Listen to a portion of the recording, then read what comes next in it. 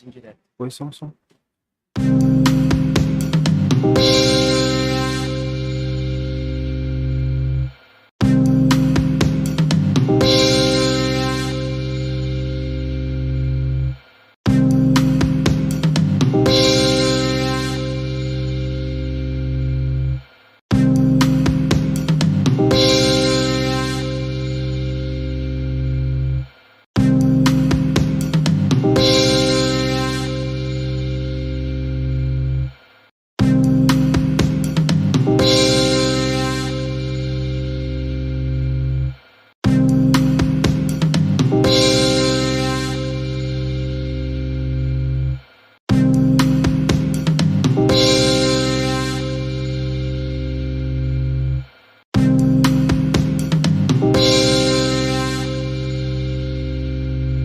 Muito bem-vindo, mais um encontro.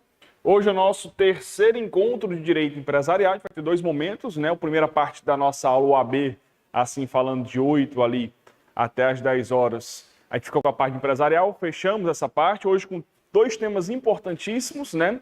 Nessa reta final aqui de empresarial, a gente vai a gente vai fazer questões aí da parte de recuperação judicial e falência, que é um tema que está muito em alta, é o tema mais em alta, assim, falando do direito empresarial, toda a prova tem, então não tem para onde escapar, vai cair na prova de vocês, a parte de direito falimentar, sempre cai, tem caído nos últimos exames, porque é o tema mais forte para a prova, né? Dentro do empresarial, que está mais em alta, pós-pandemia, cenário de crise, dificuldade econômica, dificuldade financeira, então é o cenário mais propício para cobrar ali o direito empresarial dentro e, portanto, do direito falimentar. Tá? Então vamos fazer uma bateria aí de um monte de questões aí só de empresarial, da parte falimentar. E depois, na segunda parte da nossa aula, aí a gente vai ingressar, portanto, na parte do direito civil. Tá? E aí o direito civil, hoje dando pontapé inicial, né, com a parte geral. Então, a gente vai fazer um monte de questões também, o que é mais importante. Civil, o que nos aguarda na prova são 6 questões, então é um bom quantitativo, tá? Junto com o empresarial, a gente forma aí 10 questões, né? Então é muita coisa, muita coisa. Antes de começarmos, depois no decorrer das aulas também eu vou estendendo novamente o convite, mas quem tiver interesse, semana agora eu vou estar começando o meu grupo gratuito no WhatsApp, tá? É um grupo de mentoria que ele vai até o dia da prova. Tem aulas teóricas, mas a aula teórica é muito objetiva, de no máximo 20 minutos, tipo um podcast, você vai só me escutando, a aula é ao vivo. Tem material de resolução de questões, tem TBT, tem flashcard, gratuito, paga nada, só tá lá no grupo. Mas para você entrar é muito simples. Como eu não tenho um grupo de vocês vão no meu Instagram, tem um link lá na bio, clica e vai direto. Tem um grupo do WhatsApp, Mentoria do Platina, tá? A gente está com uns 300 pessoas já, todo o Brasil, por lá. Então, vamos começar segunda-feira, a gente começa. Então, vai de segunda até o dia da prova. Todo dia tem alguma coisa, tem algum material, tem alguma questãozinha, tem um podcast, um áudiozinho comentado, né? Todo santo dia tem alguma coisa e vai até o dia da prova. Então, só civil empresarial, eu estou vendo se eu consigo. Eu estendi o convite para o Sinfrônio, ver se ele traz um pouquinho de ética também. Então, porque o foco é lá só civil empresarial, que é comigo, né? Como é gratuito, então eu tenho que ver quem tem essa disponibilidade. E o Sinfrônio topou a ideia, acho que vai ter também uma participação de ética nesse grupo, tá? Então, estamos crescendo, vai ficando coisa legal, massa. Então, quem tiver interesse, tá? Só ingressar no nosso grupo do WhatsApp, vai ser massa. Vamos começar segunda-feira. Beleza, Bernardo? Show de bola? Então, por hoje, vamos então falar sobre direito falimentar, recuperação judicial e falência. JP, já dá para ir por aí ou quer que eu vá? Posso ir? Ah, você vai colocando por aí, né? Tá, então pronto. Então, vamos falar um pouquinho de teoria, enquanto a gente está botando aqui as questões, para a gente não ter que conseguir não tem como resolver agora nesse momento. Então vamos lá, quando a gente fala de recuperação judicial e falência, professor, o que mais cai na nossa prova? O que eu preciso realmente saber para a nossa prova? A gente vai ver nessa bateria de questões, mas entender a diferença, principalmente a diferença entre recuperação judicial e falência. Se eu fosse fazer um paralelo muito basicão, assim falando, entre recuperação e falência, se eu fosse fazer aqui esse link com a realidade para ficar mais fácil de se lembrar, recuperação, a empresa ainda está funcionando. Recuperação, a empresa está viva. É diferente da falência, onde a empresa já morreu, assim falando, já fechou. Então, se eu fosse fazer um paralelo, seria um paciente, como se fosse. O paciente ele chega até o hospital, para quê? Para que consiga ter um tratamento e conseguir sobreviver. É assim que funciona com a recuperação judicial. A empresa, que é a paciente, chega até o hospital, o Poder Judiciário, para conseguir ali nas medidas que a gente vai fazer aqui nas questões, vocês vão ver quais são essas medidas para tentar se recuperar. Nem sempre essa recuperação dá certo, é igual um paciente, nem sempre aquele tratamento dá certo. Ele pode morrer, ele pode vir a falir. Então, fazendo esse paralelo fica muito mais fácil. Sabe por que eu falo isso? Porque já caiu algumas vezes na prova, a seguinte questão, que você fazendo esse paralelo, você acerta. Falava que para eu pedir, portanto, a falência, eu tinha que antes requerer recuperação judicial. Não necessariamente. Quer dizer que para eu morrer, eu teria que antes fazer um tratamento? Não, né? Então, é o mesmo raciocínio, né? Eu posso estar super saudável, posso estar super bem, estou correndo na beira-mar e tem um piripaque. Posso, né? Tem nada, não pode acontecer, Bernardo. Assim funciona com a empresa. Ela pode estar super bem, pode vir uma crise econômica, pode vir uma pandemia, por exemplo, ninguém estava esperando e fechou um monte de empresa. Então, não necessariamente para que eu possa pedir o Instituto da Falência, eu tenho que antes vir a pedir o Instituto da Recuperação Judicial. Normalmente se faz primeiro a recuperação judicial, mas não é uma regra, primeiro um para depois o outro. Não é uma evolução de um para outro. Não, não. É só um passo que acontece. Show de bola, JP? Posso ir? Top. Então, hoje eu vou me ater mais às questões, né? Na aula passada a gente ficou bem na parte mais teórica, é porque especificamente títulos de crédito eu não posso para as questões sem falar da teoria com vocês. As outras não, dá para a gente fazer as questões tudinho.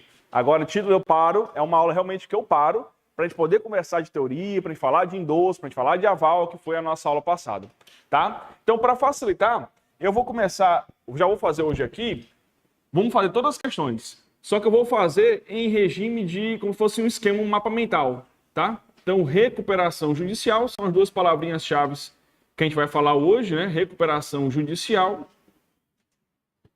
e também a figura de falência. Se eu fosse colocar essas duas palavras aqui no centro dos nossos estudos de hoje, a gente vai falar sobretudo sobre eles e um pouquinho mais aqui para o canto, deixa eu botar aqui para esse lado de cá, que vai ficar mais perto aqui do nosso material.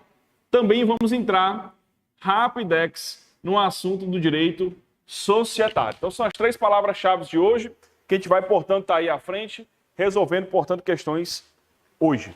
Beleza? Então, sem mais delongas, vamos nós para a nossa primeira questãozinha, já que está um pouquinho atrasado. Vamos nessa, primeira questão, aula 3, tá? Vamos lá. De acordo com a legislação pertinente, trabalhador que possua crédito remuneratório trabalhista com uma empresa em falência deverá recebê-lo. Pessoal, logo de cara, a primeira questãozinha ela já aborda o tema da falência. Bom, como eu falei para vocês, falência, eu estou falando de um instituto, numa situação em que a empresa já fechou. Então, ó, há atividades encerradas.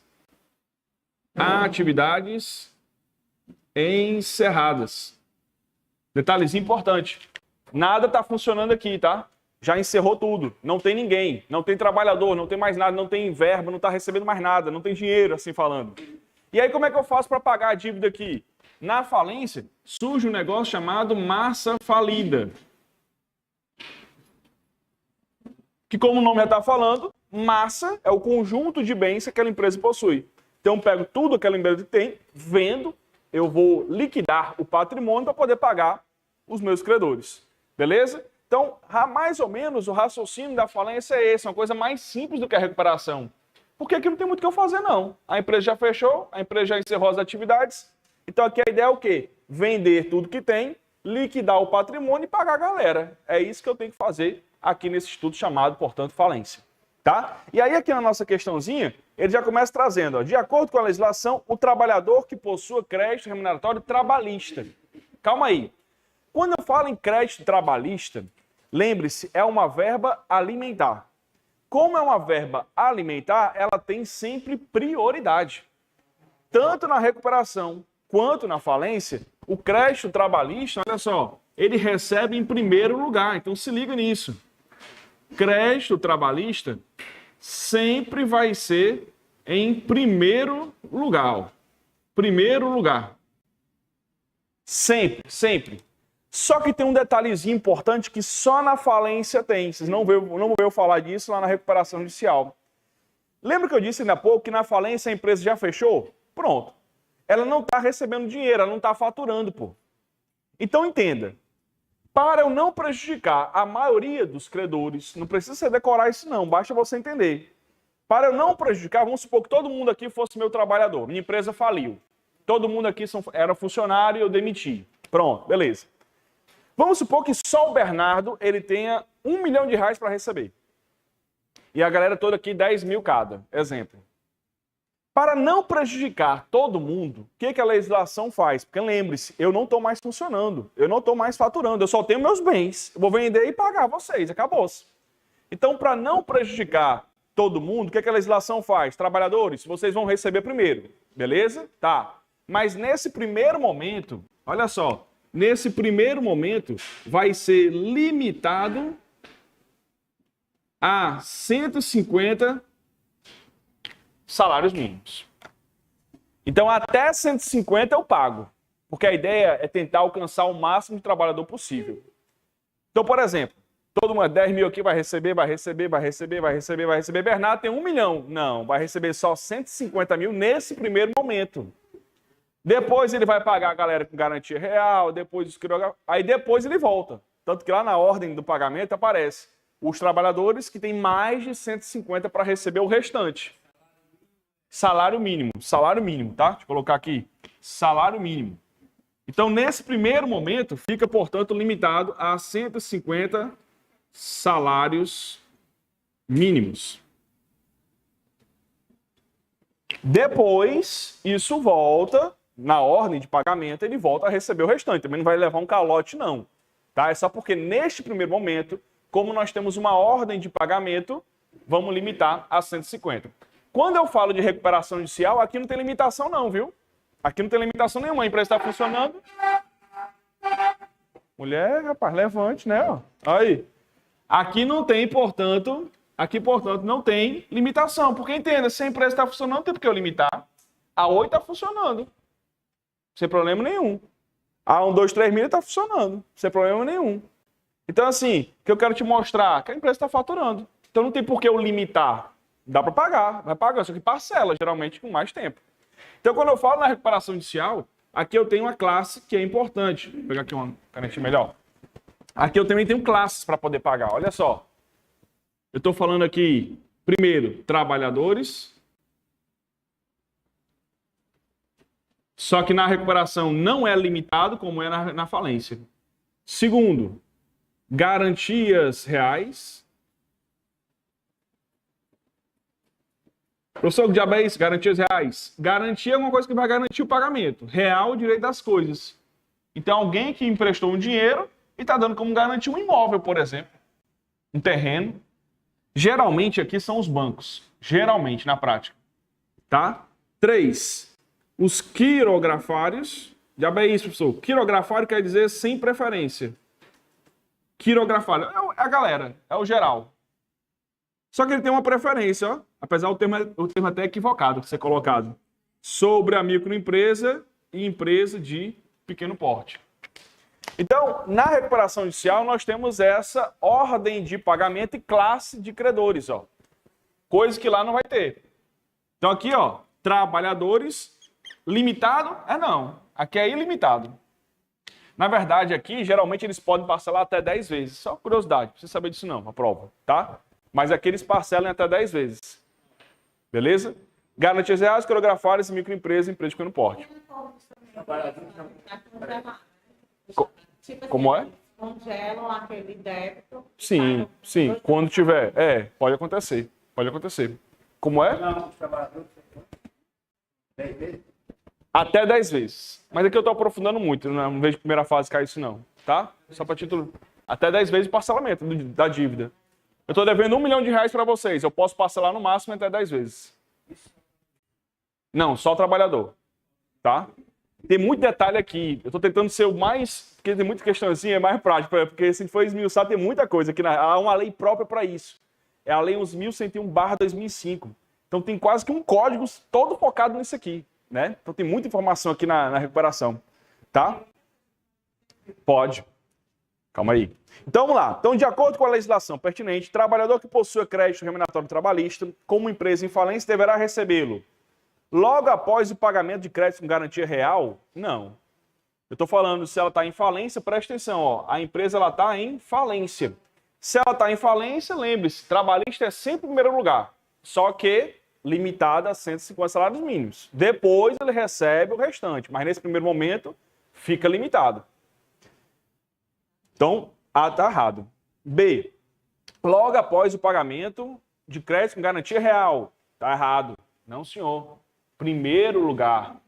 3, logo após o crédito tributário. Não, é o primeiro lugar. Sobrou só o entender, né, Bernardo?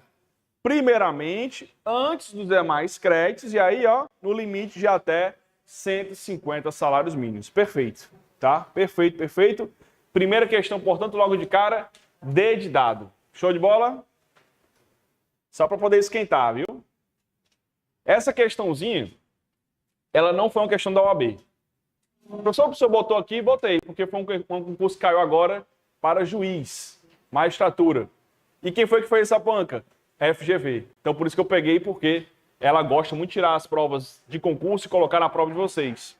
Então, essa questãozinha caiu agora recentemente no concurso para magistratura, tá? E aí tá aqui, então já coloquei. Pra vocês verem também que não tem nenhum bicho de cabeça. Ai, juiz, meu Deus, né? Nada a ver. É a matéria. 2. Vamos lá para a segunda questão. A falência tem como natureza jurídica ser uma execução coletiva.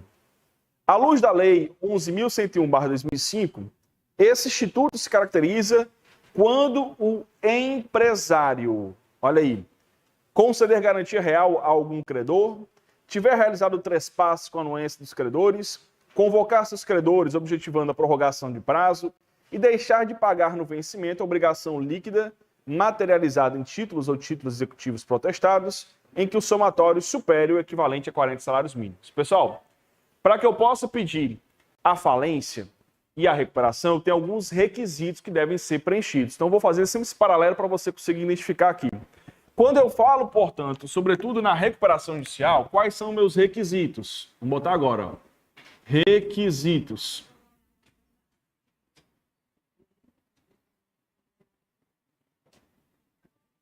Requisitos para recuperação judicial. Está na ativo. A empresa está ativo, mais regular há pelo menos 2 anos.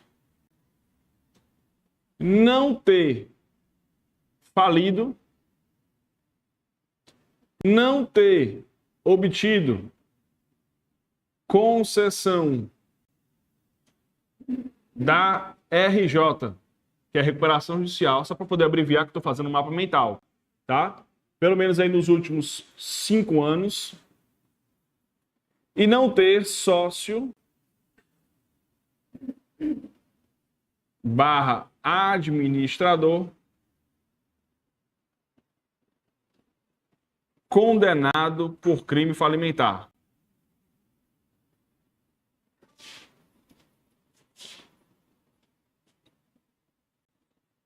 Esses aqui são os requisitos para que eu possa pedir recuperação judicial. O que eu chamo mais a atenção para esse daqui, principalmente, ó. Essa empresa ela tem que estar regular. O que isso quer dizer? Primeira aula nossa. Tem que estar inscrita, tem que estar registrada lá na junta comercial. Primeira aula de direito empresarial nossa que nós falamos. Então, ó, se liga nisso, tá? E se liga nos prazos. Não confunda. 2 anos, 5 anos. Show de bola? Aqui são os requisitos da recuperação judicial. Agora, quando eu falo na falência, o requisito que vai ter aqui é eu estar devendo mais de 40 salários mínimos. Por isso que o item realmente, como vocês falaram, é o item D. Tá? Então, um dos requisitos que vai estar aqui na falência é justamente esse meu crédito, pegar aqui, falência, para ficar uma palavrinha-chave, maior ou igual a 40 salários mínimos de dívida. Mas por que a lei bota isso? Porque a ideia também não é pegar qualquer tipo de empresa. Ah, estou devendo R$1.000, vou abrir uma falência. Não. Então ela bota pelo menos 40 salários mínimos. Então, a minha empresa tem 50, tem R$100.000 de dívida, pronto. Você já pode partir para uma falência. Essa é a ideia da legislação, fazer um filtro. Ah, eu tenho uma pequena empresa, tem R$500 de dívida. Não, aí não é para pedir falência. Você mesmo se resolve extrajudicialmente. Então, esses são os requisitos. Oi? Desculpa, eu não escutei. Não, a partir de 40. A partir de 40, não. Maior ou igual a 40 salários mínimos, Pode pedir a falência. Pode pedir. Já pode. Já pode. Então, por esse motivo, olha só o que ele vai dizer, ó, de novo na questão. À luz da lei 11.101, esse instituto, que instituto é esse? Falência, se caracteriza quando o empresário, vamos lá, conceder garantia real. Garantia real, já falei para vocês. Garantia de pagamento. Real, imóvel. Não tem nada a ver. Falência não é garantia real. Nada a ver. Então, primeiro está errado. Vamos aí. Primeiro está errado. B. Tiver realizado trespasse com a anuência dos credores. Já vê trespasse, hein? Primeira aula nossa de direito empresarial. Trespasse é o contrato na qual eu alieno o estabelecimento comercial. Como é que é importante também de falar de teoria, senão você vai ficar perdido nas questões. Ó. Então, trespasse é o contrato na qual eu vou alienar um estabelecimento comercial. Não tem nada a ver com falência. Falência não quer dizer que você vai fazer trespasse. Tem nada a ver. E olha a pergunta. Lembre-se sempre do comando da pergunta. Isso aqui vai ajudar vocês. Oi? Trespasse é o contrato em que eu alieno o estabelecimento. Eu compro o estabelecimento. Então, por exemplo, eu quero comprar o estabelecimento aqui do SAT. Eu faço um contrato de trespasse. Beleza? E o que é estabelecimento? Relembrando, é o conjunto de bens materiais e imateriais que vão auxiliar o empresário nessa atividade. A gente falou disso, tem a parte teórica nas nossas anotações aí. Tá? Então, B está errado. Falência não é trespasse. Tem nada a ver. Prestem atenção sempre nos comandos das perguntas. Às vezes a gente vai responder coisa a mais do que está perguntando. É muito comum isso acontecer na primeira e na segunda fase de vocês. Vocês sabem a matéria, mas respondem mais do que está pedindo. Não tem nada a ver. C. Falência é quando o empresário convoca seus credores, objetivando prorrogação do prazo de pagamento das dívidas. Pelo bom senso, você entende, não tem nada a ver. Então, acho que falência, eu chamar vocês, eu vou pagar mais tarde. Não tem nada a ver. Isso não é falência. Exatamente. Então, se liga na pergunta. Ó. Esse instituto se caracteriza quando o empresário chama o devedor. Não tem nada a ver. Sobrou só o entender, que é justamente o que nós falamos. Ó. Quando o empresário deixa de pagar, presta atenção, no vencimento, uma obrigação líquida. Ou seja, eu tinha que pagar até o dia 10, 50 mil reais, por exemplo. Passou aquela data, é o que ele está falando. Deixei de pagar uma obrigação pós-vencimento. Pronto. Se passou o vencimento, é dívida. Materializada em títulos ou títulos executivos protestados, pode estar protestado, em que o somatório supere, olha, ó, o equivalente a 40 salários mínimos, top de linha. Então, D de dado já é essa nossa segunda questãozinha. D de dado. Entenda a questão. Quero que vocês entendam, tá? Em vez de ficar decorando. É, isso aí. 3. A respeito do administrador judicial, no âmbito da recuperação judicial, é correto afirmar que... Pessoal, vamos para cá. Quando eu falo em administrador judicial, esse cara é um personagem daqui, ó. Na verdade, daqui e dali, né? Ele tá nos dois. Falência e na recuperação eu tô falando do administrador judicial. Vou até tirar essa seta para não confundi-los. Tá? Vou tirar essa seta aqui porque está nos dois. Tanto em recuperação judicial quanto na falência tem administrador judicial. Vou criar aqui um tópicozinho importante para cá. Como ele é para os dois, vou botar como OBS. Administrador judicial. Professor, que diabo é isso, hein? Administrador judicial. Oi? O síndico, das concordatas, né? Ó. Que diabo é isso? O que é o administrador judicial? O nome está dizendo, ó, administrador vai administrar alguma coisa. Judicial, porque é pela via judicial. Quem nomeia é o juiz. Então, o primeiro ponto importante, ó. Nomeado pelo juiz. Isso é importante, já caiu na prova, viu? É muito comum lá estar o item, nomeado pela empresa que está em recuperação. Não, não. Se eu vou administrar, se eu vou fiscalizar a empresa, como é que a própria empresa vai me nomear? Tem nada a ver. O papel do administrador é ser um braço direito do juiz. É o cara que está lá na empresa, fiscalizando, ver se a Oi está pagando as contas, ver se a Oi não está vendendo os bens que ela tem para deixar de pagar a galera. É um fiscal. Tanto é que na própria legislação, a cada 3 meses, ele tem que prestar contas com o juiz. Ó, juiz, a Oi pagou direitinho, a Oi fez isso, fez um acordo, tá tudo ok. Ele é literalmente um administrador, que está ali, ó, conduzindo o processo, fiscalizando, lado a lado com o dono da empresa, trabalhando junto. Quem nomeia? O juiz. Agora, quem paga os honorários, tudo isso aqui que eu estou botando são palavrinhas que já caíram em perguntas. Honorários são pagos pela recuperanda.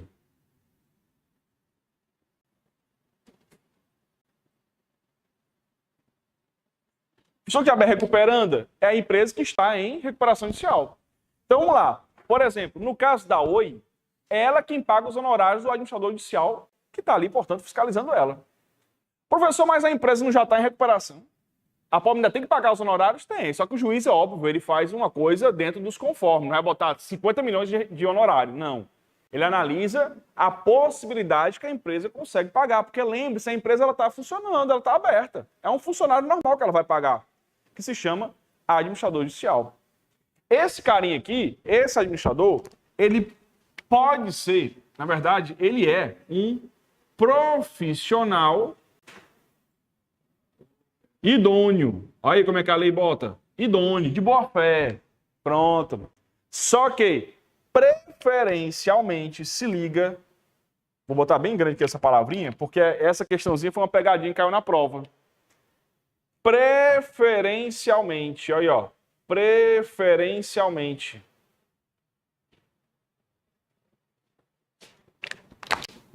E aí vai. Advogado, contador,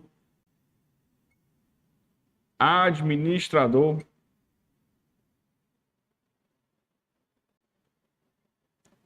economista, ou então pessoa jurídica especializada. Exatamente. O auditor hoje até o que é mais comum no dia a dia da advocacia, quem atua nessa área, é uma pessoa jurídica. Pouco você vai ver, ainda tem, mas assim, hoje a grande parte são empresas de auditoria, né, que mais atuam nessas grandes recuperações judiciais na prática, são pessoas jurídicas, tá? O que eu quero chamar a tua atenção aqui não é nem por esses personagens, né, por essas profissões. Advogado, contador, administrador, economista, show de bola, perfeito. Só que eu quero chamar a tua atenção para essa palavrinha que está aqui na lei, ó. Preferencialmente. Quando eu boto preferencialmente, não quer dizer exclusivamente. O que eu quero dizer com isso? Pode ser um farmacêutico? Pode. Óbvio, né? Na prática é difícil, mas estou falando em termos de questões, pode? Pode. Pode ser um médico? Pode. Desde que ele tenha conhecimento, óbvio, na área. Ó. Tem que ser um profissional idôneo que ele bota. Com conhecimento, com ideia, com noção, com boa fé. Vai que seja um enfermeiro que sabe tudo de gestão de empresa. Estou dando aqui uma ideia, que na prática isso não acontece, mas em questões tudo é possível. Que foi o que aconteceu aqui nessa questãozinha. Muita gente papocou nessa questão quando caiu na prova, isso que foi a questão da prova da OAB. Porque falava que o administrador, olha lá, pode ser formado em engenharia. Mas o que acontece? Mas só que a galera não vê essa palavra. Cadê a engenharia aqui? Não tem. Não, entenda. O que eu quero chamar a atenção é porque preferencialmente a galera decora isso daqui e esquece essa palavrinha. Pode ser qualquer profissional. Se quiser botar aqui enfermeiro, poderia. Porque aqui não é uma exclusividade. Então vamos lá. A respeito desse profissional, administrador judicial, no âmbito da recuperação é correto afirmar que somente pode ser destituído pelo juízo da falência na hipótese de, após intimado, não apresentar no prazo de 5 dias suas contas ou relatórios previstos na Lei 11.101/2005. Não, pode ser destituído pelo juiz da falência, como também da recuperação judicial. Quando ele bota somente, torna errado, portanto, essa questão. Então se liga. B. Aí está o gabarito. Ó. O administrador judicial, pessoa física, pode ser formado em engenharia. Pode. Pode ser formado em engenharia. Gabarito é B de bola. Mas bora ver o restante. Será escolhido pela Assembleia Geral de Credores? Não. Quem nomeia? É o juiz. Olha aqui, ó. 3. perceberá uma remuneração fixada pelo comitê de credores. Não, não é o comitê de credores. Quem vai estipular os honorários primeiro é o magistrado, mas quem vai pagar é recuperando. Não tem nada a ver com o comitê de credores. Então, realmente, gabarito, B de bola. Pela eliminação, a gente conseguiria chegar. Mas eu lembro dessa questãozinha, quando ela caiu, por eliminação, muita gente decorou as profissões e ficou preso. Rapaz, isso era engenharia. Não lembro dessa palavra engenharia naquele rol. Só que esse rol não é taxativo. É um rol de preferência. Se liga nisso. Foi uma pegadinha que caiu. Muita gente errou nessa questão. Então, 3, gabarito, portanto, B de bola. 4. Na comarca de Imperatriz, no Maranhão, funcionam 4 varas cíveis, com competência concorrente, diabo é isso, qualquer uma delas pode, para o julgamento de causas de falência e recuperação judicial. Isso é muito comum no interior, tá? Ter várias varas e elas pegam tudo, né? Inclusive recuperação judicial. Um caso, só para ilustrar aqui, a gente teve há uns 2, 3 anos atrás, uns 4 anos atrás, praticamente, a falência do Suco Jandaia. O processo correu em Pacajus. Só que Pacajus não tem vara de recuperação judicial e falência. Lá é uma vara civil. Então a juiz da vara civil pegou esse processo.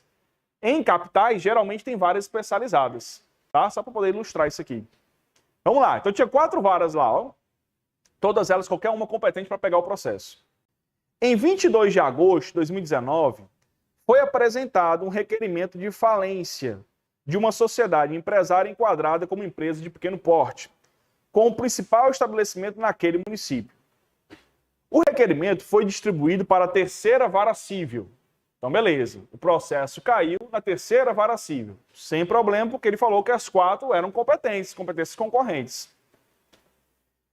Tendo sido determinada a citação do devedor no prazo da contestação, Coelho Dutra, administrador e representante legal da sociedade, requereu sua recuperação judicial devidamente autorizado por deliberação dos sócios. Com base nessas informações, assinale a afirmativa correta. Então, para a gente poder entender o que aconteceu.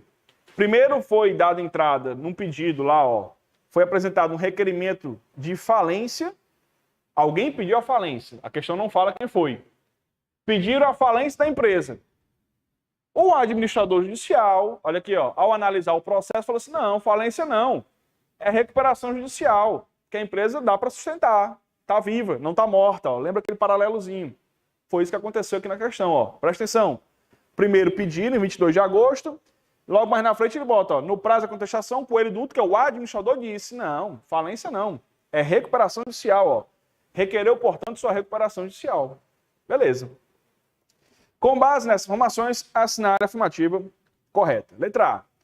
O requerimento da recuperação judicial não está sujeito à distribuição por dependência, podendo ser apreciado por qualquer um dos 4 juízos cíveis da comarca. Calma aí. Aqui é mais processo civil do que empresarial, praticamente, apesar de ter caído uma questão dentro da matéria de direito empresarial. O que aconteceu aqui? Eu protocolei uma ação, foi recebido, distribuído pela 3ª Vara Civil, desculpa. Essa 3ª Vara citou a outra parte, ele se manifestou, ou seja, o processo já está correndo. Se já existe um processo antes, essa vara, portanto, vai estar uma prevenção, previne o juízo. Então, o que ele bota aqui, ó, o requerimento da recuperação não está sujeito à distribuição? Tá, porque já existe um processo de falência antes. Eu não quero transformar da falência para a recuperação? Então, já tem um juiz competente, já teve até citação no processo. Primeiro, eu tenho que manifestar nesse, para poder depois virar ele uma recuperação. Então, previne. Letra A está errado, porque diz que não está sujeito. E está sujeito, sim. B. A distribuição do pedido de falência previne aí, ó, a jurisdição para o pedido de recuperação judicial formulado pelo devedor, de modo que será competente o juiz da 3ª Vara Civil. Pronto, perfeito. Como o juiz da 3ª foi quem recebeu primeiro e fez a citação, meu povo, fez a comunicação, previne o processo. A não ser que haja uma incompetência absoluta. Tipo assim, fosse uma demanda de direito penal. Aí não tem nada a ver. Mas não sendo da mesma seara, recuperação judicial e falência, previne. Então, B está certíssimo. Gabarito B de bola. Como eu te falei, essa questão é mais processo do que empresarial. A gente não entrou na matéria de direito empresarial, que é puramente processual civil. E isso é muito comum, está acontecendo muito na prova de vocês. Por quê? Porque agora a gente tem a interdisciplinariedade. Está no teu edital essa palavra. Então agora eles misturam os assuntos. Dentro do empresarial pode cair processo civil. Está aqui, ó, foi uma questão recente isso aqui que caiu. Ele puxou processo civil. Assim como lá no processo civil pode ter alguma demanda que envolva o conhecimento empresarial. É o que está acontecendo hoje mais nas questões de vocês. C. Por se tratar de devedor enquadrado como empresa de pequeno porte, há um tratamento diferenciado para o pedido de recuperação judicial. Estão prevendo o juiz que conheceu do pedido de falência. De fato, a gente vê lá na recuperação judicial que existe sim um tratamento diferenciado para microempresa e empresa de pequeno porte. Tanto que lá na ordem, aqui que fala das microempresas e de pequeno porte, tem uma parte lá da legislação que trata sobre isso. Mas isso não é o que está justificando a questão, que eu falo, olha o comando da questão, tá? Não justifica, apesar do item estar correto, não justifica como gabarito. D. Como o devedor não se enquadra na definição legal de microempresa, o requerimento da recuperação judicial não está sujeito à distribuição. A gente viu que está sujeito à distribuição sim, tá? Por dependência. Então, realmente, o item gabarito, B de bola, é o nosso gabarito dessa quarta questão. Quinta... Oi, pode falar. É um item correto. Não se enquadra no que está perguntando. Perfeito. O comando da questão é que não se enquadra. Tá? De fato, nós temos a recuperação judicial de microempresas e empresas de pequeno porte, tem um tratamento diferenciado, mas isso não justifica a figura da prevenção. Tá? 5. José da Silva, credor da sociedade empresária, consulto você como advogado para obter orientação quanto aos efeitos de uma provável convolução da recuperação judicial e falência. Professor, que diabo é isso? Convolução? Convolução é a transformação. Então o que ele está dizendo aqui? Ó, o José é um credor, tem um dinheiro para receber da Oi. Pronto, vamos trabalhar assim com um exemplo. Ó. Platina, eu tenho 20 mil reais para receber da Oi. É o que está acontecendo aqui, ó, o José da Silva. Aí te procura. Doutor Malta, rapaz, é o seguinte, ó, é possível a gente transformar essa recuperação em falência? É o que ele está perguntando. Ó. José da Silva procura você como advogado para obter orientação quanto aos efeitos de uma provável convolução em falência. Em relação à hipótese apresentada, analise as afirmativas a seguir e assinale a única correta. Vamos lá. Pronto. Letra A. Os créditos remanescentes da recuperação judicial serão considerados habilitados quando definitivamente incluídos no quadro geral de credores, tendo prosseguimento às habilitações que estiverem em curso. Bora entender esse negócio? Bora. Ele falou um negócio de convolução da recuperação judicial e falência. O que é isso? Vamos lá. No primeiro momento, a empresa, ela não diz o nome, enfim, empresa X, a Oi, pronto, empresa Oi. Só para você ilustrar e entender. A Oi teve a recuperação judicial concedida. Só que o que ele quer? Ele quer que haja uma convolução em falência. Isso que acontece às vezes, sabe quando? Quando geralmente aquele credor, aquele devedor não está pagando. Então eu posso, portanto que lá na legislação fala, qualquer credor pode pedir a falência de uma empresa. Então é uma forma muitas vezes de forçar a barra. Isso aqui na prática acontece. Estou só ilustrando a questão. Não está na questão isso, estou só ilustrando para você entender. E aqui ele pediu que houvesse a convolução dessa recuperação judicial em falência. Tem N motivos para isso acontecer. Pode ser porque não cumpriu, pode ser porque não apresentou o plano, que vai já falar disso. Vamos já chegar nesse ponto. Pode ser porque ele foi aprovado, mas não pagou. Tem vários motivos para acontecer o que a gente chama de convolução em falência. Não tá... Pronto, aí é justamente a pergunta. O que acontece com esses credores aqui? Eles vão vir para cá, para o processo de falência. Vão ser automaticamente habilitados aqui, tem que se habilitar nesse processo. Acontece o pagamento do mesmo jeito. Só que em vez de estar dentro de um processo de recuperação, eles vão ser automaticamente encaminhados para o processo de falência. Porque na época, querendo ou não, ela adquire mais dívidas, né? Se ela não vai... Pode acontecer. Isso. Já na falência, travo, porque ele fecha aqui a empresa. Pode acontecer, pode. Sim, sim. Mas por que está travado? Porque ela não está mais ativa. Beleza? Então, o que ele está querendo saber é mais ou menos isso. Se você ler aqui o enunciado. Ó. Então, ele quer saber quais os efeitos para isso. Vamos lá. Os créditos remanescentes à recuperação judicial serão considerados habilitados quando devidamente incluídos no quadro geral de credores, tendo prosseguimento as habilitações que estiverem em curso. Perfeito. É o que ele está querendo dizer. Quando ocorre convolução, os créditos da recuperação já serão automaticamente habilitados na falência. Vão ser pagos aqui, ó, na falência.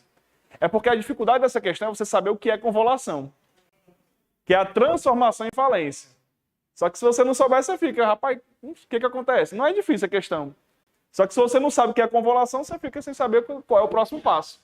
E tem A logo de cara, ó, que ele está dizendo, ó, os créditos serão habilitados lá, como devidamente, né, no quadro geral de credores.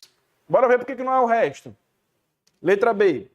As ações que devam ser propostas no juízo da falência estão sujeitas à distribuição por dependência, exceto, e a gente viu na questãozinha passada, que complementa essa, que não tem exceção. Tenha realmente a prevenção. Então aqui já começa errado, ó. Exceto a ação revocatória e a ação revisional de crédito no quadro geral de credores. Está errado, não tem exceção, tem prevenção. C. A decretação de falência determina o vencimento antecipado das dívidas do devedor quanto aos créditos excluídos dos efeitos da recuperação judicial.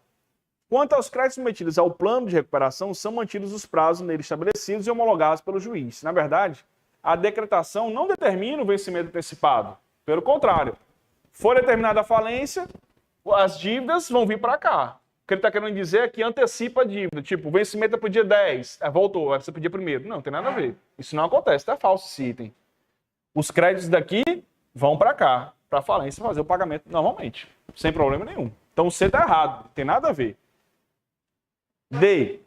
As ações intentadas pelo devedor durante a recuperação judicial serão encerradas, devendo ser intimado o administrador judicial da extinção dos feitos sob pena de nulidade. As ações serão encerradas? Não. Vão continuar, só que no processo de falência. Então, realmente, pessoal, nosso gabarito, letra A, dessa quinta questão. Quinta, letra A. Sexta. A respeito da recuperação judicial, é correto afirmar que o devedor, no momento do pedido, deverá atender aos seguintes requisitos. Ó, já coloquei para vocês, inclusive. Coloquei aqui, ó. Requisitos da recuperação judicial. Ó. Isso cai demais na prova. Por quê? Porque aqui eles trocam. Trocam as informações. Vamos ver, ó. É correto afirmar que o devedor, no momento do pedido, deverá atender aos seguintes requisitos. 1. Exercer regularmente suas atividades há mais de 2 anos. Verdade? Verdade. Tem que estar ativo regularmente há mais de 2 anos. Show. Primeiro tá certo. Ok. 2. Não ter, há menos de 8 anos, obtido concessão da recuperação judicial. Ei, 5. Se liga. Se liga. 2 tá errado. 3. Não ter sido condenado ou não ter como administrador ou sócio pessoa condenada por qualquer dos crimes previstos nesta lei. Crimes previstos nesta lei são crimes falimentares. Perfeito, tá certo. 3 está correto. 4.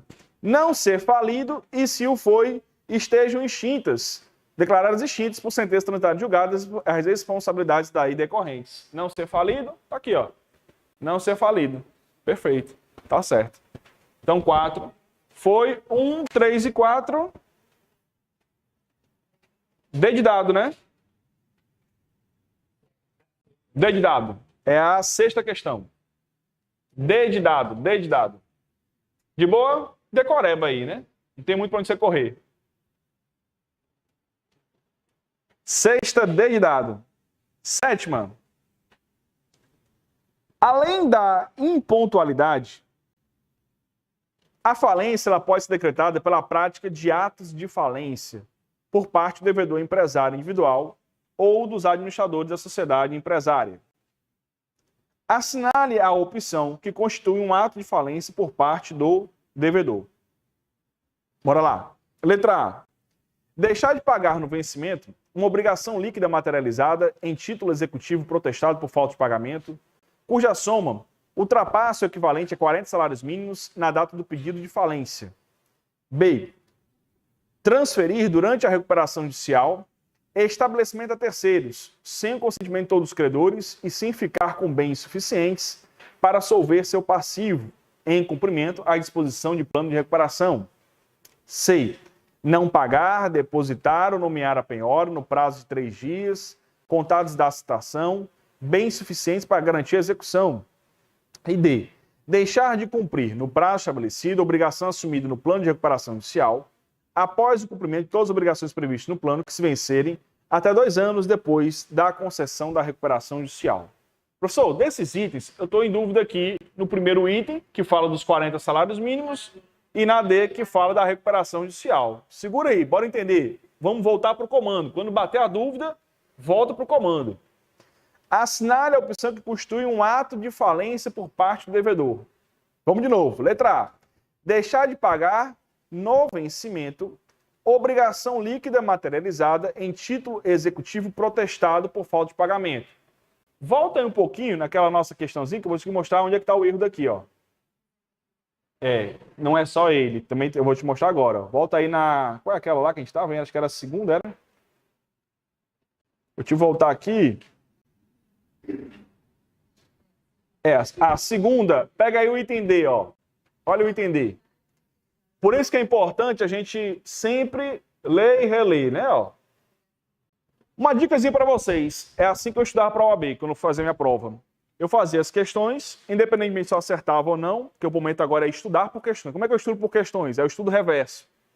Então eu pegava o item e eu grifava com marca-texto. Porque ali é um tipo de doutrina. Queira ou não queira, só que sistematizada e como que a banca gosta de cobrar. Toda questão fazia isso, todas. Eu marcava o item que era correto. No final da minha preparação, eu tinha vários itens corretos. E aí na semana da prova eu comecei a ler só esses itens, que era uma forma de relembrar os assuntos. E aqui é um exemplo, ó. Aqui é um exemplo clássico. Olha só que ele bota aí, ó. Deixar de pagar no vencimento obrigação líquida materializada em títulos ou títulos executivos protestados. Lá no outro item ele bota só títulos. Então é títulos ou títulos protestados. Por que ele, quando ele bota esses títulos aí? É porque pode ser um título não protestado. E lá não enquadrou. Lá só botou protestado. Então tá vendo? Uma palavrinha faz uma diferença danada. Olha lá de novo, ó. Vai lá de novo na 7ª. Ele botou na 7ª só assim, ó. Deixar de pagar no vencimento a obrigação líquida em título executivo protestado. Não. E os outros títulos? Aí não, tá? Aí tá errado. Então, por isso que torna o item equivocado. Uma palavrinha que deixou de colocar. Ó. Ele só botou título executivo. Não, também tem os outros títulos. Faz o comparativo entre os dois itens, você vai perceber o que eu estou falando. Então, realmente, vamos para o item D de dado. Agora, deixa eu explicar esse item D. Eu vou logo fazer aqui um quadrozinho resumo para vocês. D de dado. Vou fazer um quadro resumo aqui para vocês, ó. Que é um quadro que a gente chama de convolução em falência. Convolução em falência. Um quadro resumo aqui para vocês, ó. A convolução em falência ela pode ser dada em 3 momentos. Início, meio e fim. Início é lá no começo do processo. Quando o processo de recuperação judicial começa, em falência ou coisa do gênero, a empresa ela tem que apresentar um plano de recuperação.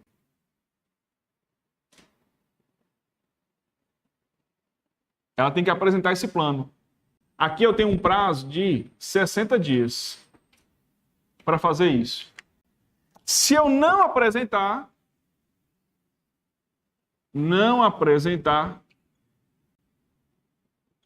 o plano, é o primeiro caso que nós temos de convolução em falência. Então, olha só, para você entender a dinâmica do negócio. Eu não vou tentar recuperar aquela empresa? Pronto. O que o juiz faz? Olha, eu vou nomear um administrador, eu vou te ajudar, mas eu preciso que você, nesse primeiro momento, apresente um plano. Em 60 dias. Se a empresa não apresentar, convolve em falência. É a primeira situação que nós temos. Segunda situação que nós temos. A empresa apresentou o plano de recuperação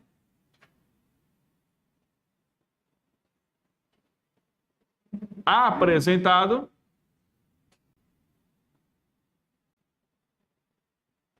só que ele foi rejeitado na Assembleia. Vou botar AGC, que é a Assembleia Geral de Credores. Olha só, o plano ele foi apresentado, mas quando foi levado para a AGC, professor, que diabo é a AGC? A Assembleia Geral de Credores. É onde os credores vão se reunir para votar para ver se aprova ou não aquele plano. Porque pode reprovar, não tem problema nenhum. Uma vez eu fui para uma recuperação judicial para vocês entenderem o porquê disso aqui. Uma vida prática, para vocês entenderem uma jogada do dia a dia. E a empresa propôs um negócio dando um desconto de 60%. Não compensa. 60% de desconto, não tem interesse. Então os credores, eles votam isso. Então olha só, rejeitado na AGC. Se acontecer, convola em falência. Por isso que eu boto no meio, ó, porque aqui já foi aprovado. Ó. Já foi apresentado, desculpa. Aqui nem apresentado foi. Segundo, foi apresentado, mas não foi aprovado. E terceira situação, o plano foi apresentado, plano de recuperação foi apresentado, foi aprovado na AGC, aí, aprovado na AGC, mas não foi cumprido. Aí. Assembleia Geral de Credores. Então, foi aprovado, foi apresentado, mas não foi cumprido. Por isso que eu boto início, meio e fim. Aqui nem apresentado foi. Pronto. Aqui, de forma resumida, estão os 3 casos previstos na lei, só que estão em artigos bem esparsos, aqui eu transformo de uma forma mais didática para vocês, de convoluções de falência.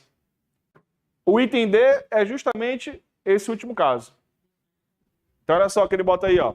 Deixar de cumprir no prazo estabelecido uma obrigação assumida no plano de recuperação judicial após o cumprimento de todas as obrigações previstas no plano, que se vencer até 2, é porque ele botou esse prazo, 2 anos, né? Depois da concessão da recuperação judicial. Então, não foi cumprido o plano. Ó, o plano até, ele nem falou sobre isso, mas como já está na fase de cumprimento, é porque ele foi apresentado, foi aprovado, mas não foi cumprido. É exatamente esse caso do item D. Então, o gabarito dessa sétima, D de dado. Oitava, Madeireira Juína Limitada requereu a homologação de plano de recuperação extrajudicial em Juara, Mato Grosso, lugar de seu principal estabelecimento. Deixa eu fazer só um adendo aqui. Por que toda hora essas questões ficam falando isso, hein? Fulano ingressou com uma recuperação no local do principal estabelecimento. No local do principal estabelecimento. Sabe por quê? Porque há uma competência específica aqui, ó. Para eu poder requerer a recuperação judicial, a competência, deixa eu botar assim, o juízo competente, né? O juízo competente é o juízo do principal estabelecimento devedor. Por isso que as questões vivem falando isso. Principal estabelecimento do devedor. Então, por isso que as questões sempre falam, ó, fulano, aqui, ó, madeireira requerer homologação no lugar de seu principal estabelecimento. Na questão passada ele falou a mesma coisa. Fulano ingressou com ação de recuperação no principal estabelecimento. É muito comum, às vezes, as questões cobrarem isso. Aonde você foi consultado como advogado para saber aonde você vai requerer a recuperação judicial. No local do principal estabelecimento do devedor. Professor, e o que é local do principal estabelecimento devedor? É a matriz da empresa? Não necessariamente. Aqui eu estou aprofundando mais o tema com vocês, tá? OAB, a título de primeira fase, ela para aqui. Nunca vi ela cobrar além disso. Mas para a gente poder entender, vai que ela queira cobrar, principal estabelecimento, quem disse isso aqui, que eu estou falando agora, é jurisprudência. Está no STJ. É onde há o maior volume de negócios. Então, por exemplo, a minha matriz pode ser em Fortaleza, mas a minha loja que mais vende, que mais tem negócio é em Recife. Então, a competência vai ser em Recife. Beleza? Que é a filial. Sim. Mas eu quero dizer, nem sempre... Isso aqui é mais a cara de concurso mesmo. Às vezes eles botam lá no concurso, botam assim, a matriz da empresa. Não necessariamente. O gabarito, que é o que está na lei, é o principal estabelecimento devedor. Morreu. E o que é esse principal? Porque a lei não diz, a lei só bota isso. O local para você protocolar a ação de recuperação judicial é o principal estabelecimento devedor. Ponto. Aí sempre ficou essa dúvida, qual é o principal estabelecimento? Aí o STJ tem que falar, não, o principal estabelecimento é onde tem o maior volume de negócios, onde mais tem negócio. Pode ser que seja o mesmo, pode ser que a matriz é onde tem mais vendas, onde tem mais negócios ali. Mas pode acontecer de ter cores locais diferentes. Tá? Então só se liga nisso. Como eu te falei, OAB ela para aqui, porque não cai jurisprudência na prova de vocês. Mas vai, né, que queira cobrar alguma coisa, tudo é possível, né? Então, ó, oitava, vamos nós. Então, madeireira requerer a homologação do plano de recuperação judicial em Juara, lugar de seu principal estabelecimento. Oitavo que nós estamos. Após o pedido de homologação e antes da publicação do edital para apresentação de impugnação ao plano, um dos credores com privilégio geral, que havia assinado o plano, pretende desistir unilateralmente da adesão. Tal credor possui 1/3 dos créditos de sua classe submetida ao plano.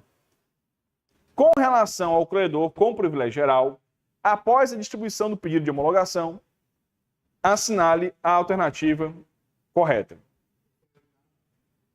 Desculpa, deixa eu ver aqui. Oitava questão. Oitava, isso. Bora entender rapidinho o que ela está querendo dizer? É porque é o seguinte, a gente fala muito da recuperação judicial. Só que aqui ela não falou da judicial. Ela falou da extrajudicial.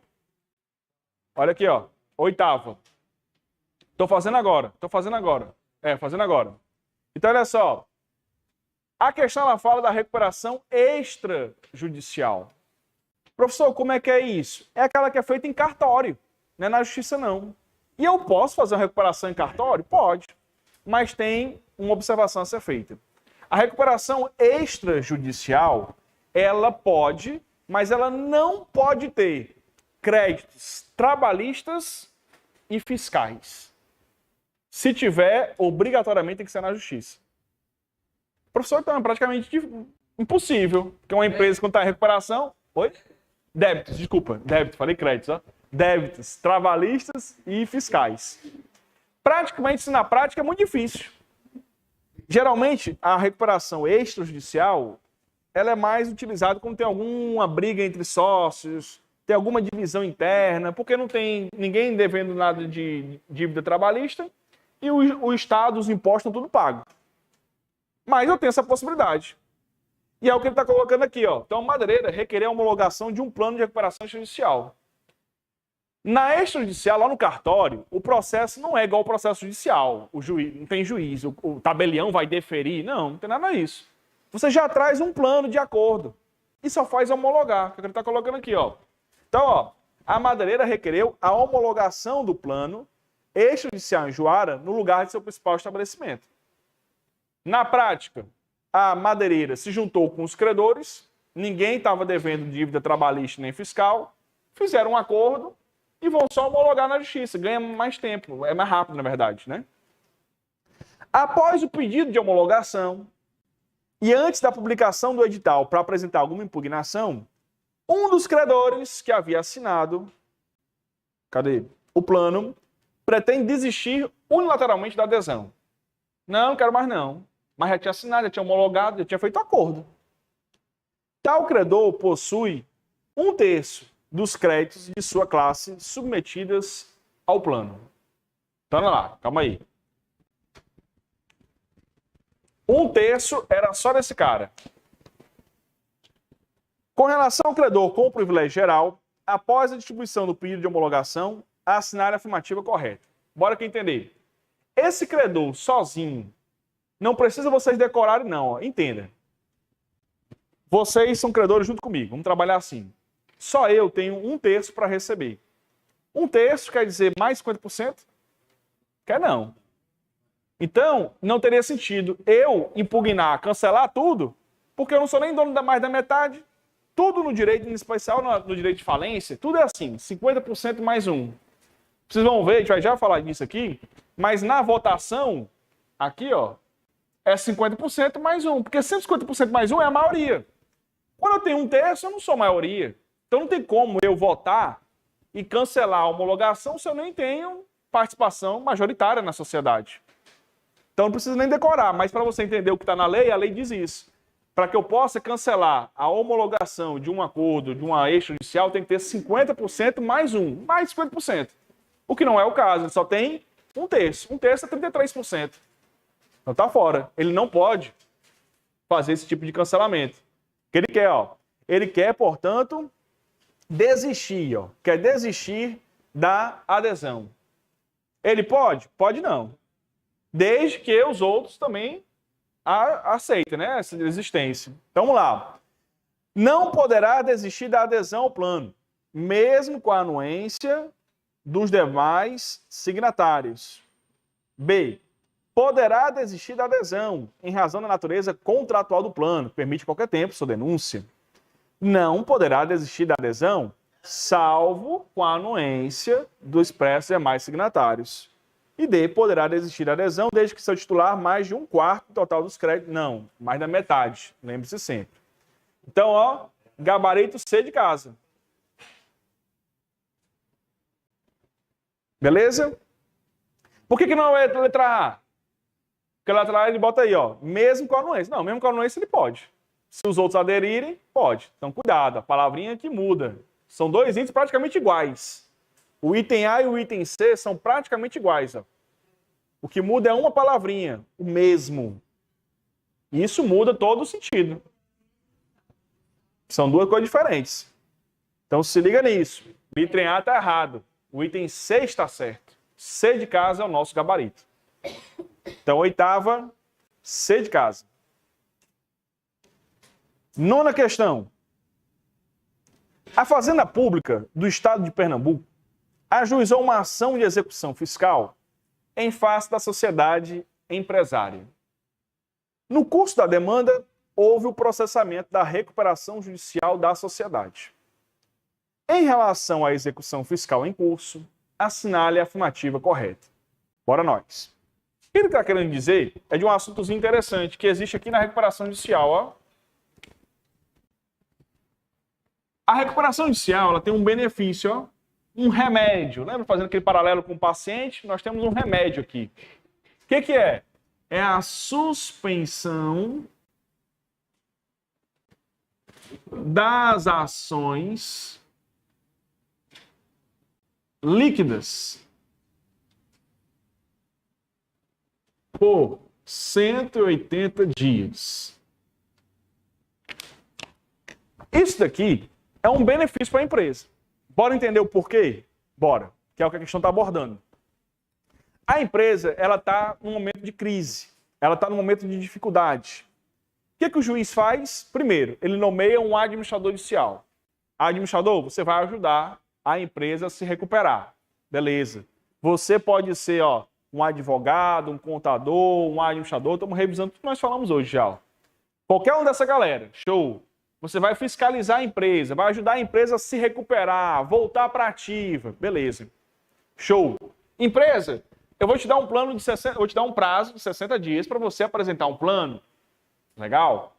E a terceira coisa que o juiz faz é isso daqui. Empresa, para te ajudar, eu vou suspender as ações líquidas. Isso que é a ação líquida? É aquelas que já estão prontas para ser executadas. Já está liquidado o patrimônio, a dívida em si. Então, eu posso já bloquear a conta bancária, eu posso penhorar um imóvel, posso fazer tudo, já está liquidada. Por isso que eu só vou suspender as líquidas. Se liga nisso. Porque isso aqui pode cair na tua prova lá do direito do trabalho. Olha aí, tem disciplinariedade. João da Silva foi demitido da empresa que estava em recuperação judicial. Ingressou com uma reclamação trabalhista contra a empresa XYZ. A suspensão das ações? Não. Porque se eu entrei agora, não está na fase líquida. Na fase de conhecimento ainda. Então a reclamação trabalhista lá no início, não suspende não. Entenda o porquê. Se você decorar, não vai entender.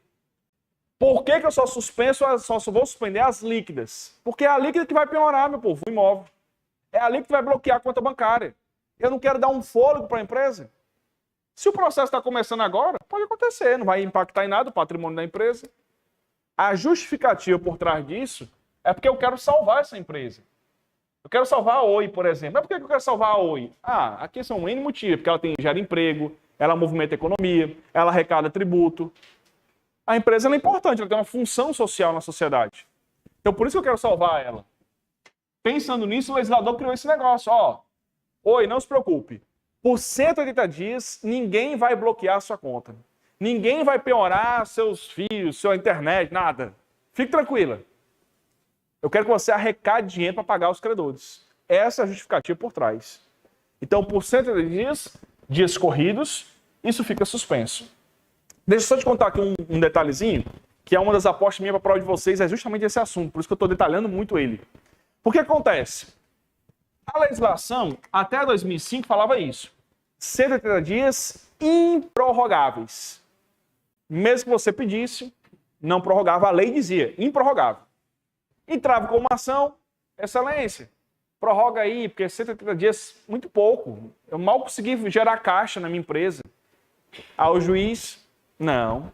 A lei diz expressamente que é improrrogável.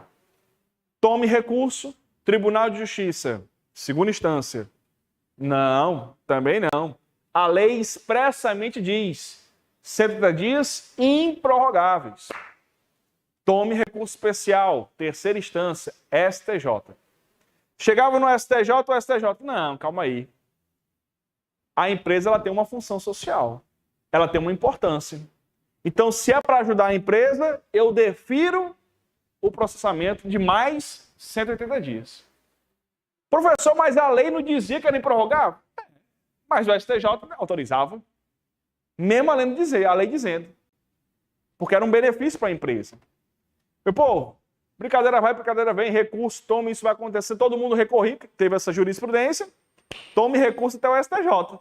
Prorroga, prorroga, prorroga, prorroga, e isso começou a ficar meio corriqueiro. Você recorria até o STJ, tacava um RESP, parava lá e ele prorrogava 180 por mais 180. Até que quando foi agora, na pandemia, nós tivemos uma atualização nessa lei. Porque o que acontece? Essa lei ela é de 2005. Então tudo era muito presencial, tudo era muito no papel, não tinha nada eletrônico nela. Nem fala de coisa eletrônica.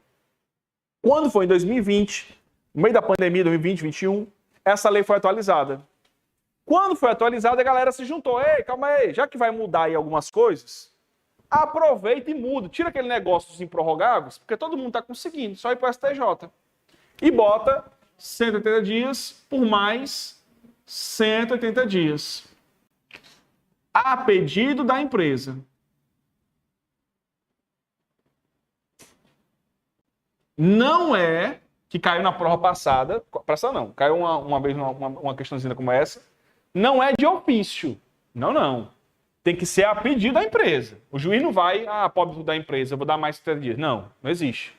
A empresa tem que pedir. Então hoje, isso aqui ainda não caiu na prova de vocês, é uma novidade legislativa. Tem tudo para cair. Então hoje, o gabarito correto é 180 mais 180 a pedido da empresa.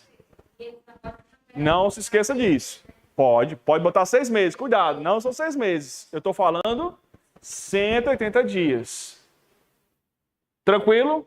Se liga nisso, aqui é um ponto que eu acho muito importante para vocês, porque ainda não caiu. Cobrar isso aqui?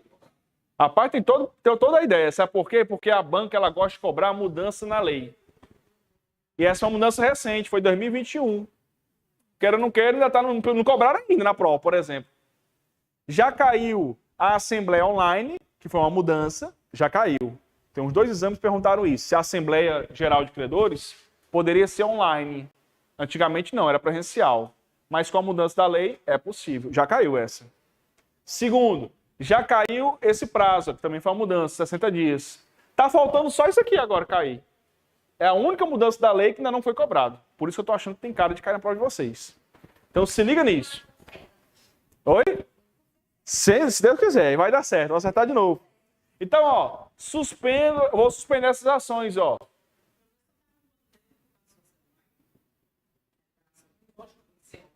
Não, as reuniões, desde 2021. Tá? Desde 2021, que é quando entrou em vigor a lei. Tá? Vamos para cá, ó. Presta atenção. Eu suspendo essas ações líquidas. Para quê? Para que não tenha nenhum abalo no patrimônio daquela empresa. A empresa consiga se recuperar. Essa é a ideia. Só que foi essa questãzinha que caiu na prova de vocês. OBS, importante, ó. Meu povo, suspende para todo mundo. Trabalhador, consumidor, banco, quem você pensar, suspende as ações. Vai ficar esperando até acabar o prazo. Menos para uma pessoa. Fazenda Pública. Fazenda Pública não suspende. Olha a putaria. Ou seja, se a empresa estiver devendo pagamento de imposto, que a grande maioria está, vai bloquear a conta bancária da empresa. Isso aqui, hoje, é uma grande discussão que nós temos na prática da advocacia falimentar. Porque a ideia da suspensão é ajudar a empresa.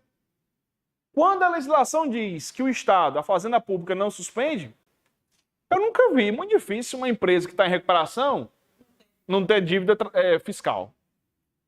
Nunca vi na prática, muito difícil, muito difícil. Então, assim, acaba que você suspende e no final das contas, se ela pode bloquear, não serve de nada. Então, uma grande crítica que nós temos isso hoje. E caiu na prova de vocês. Oi.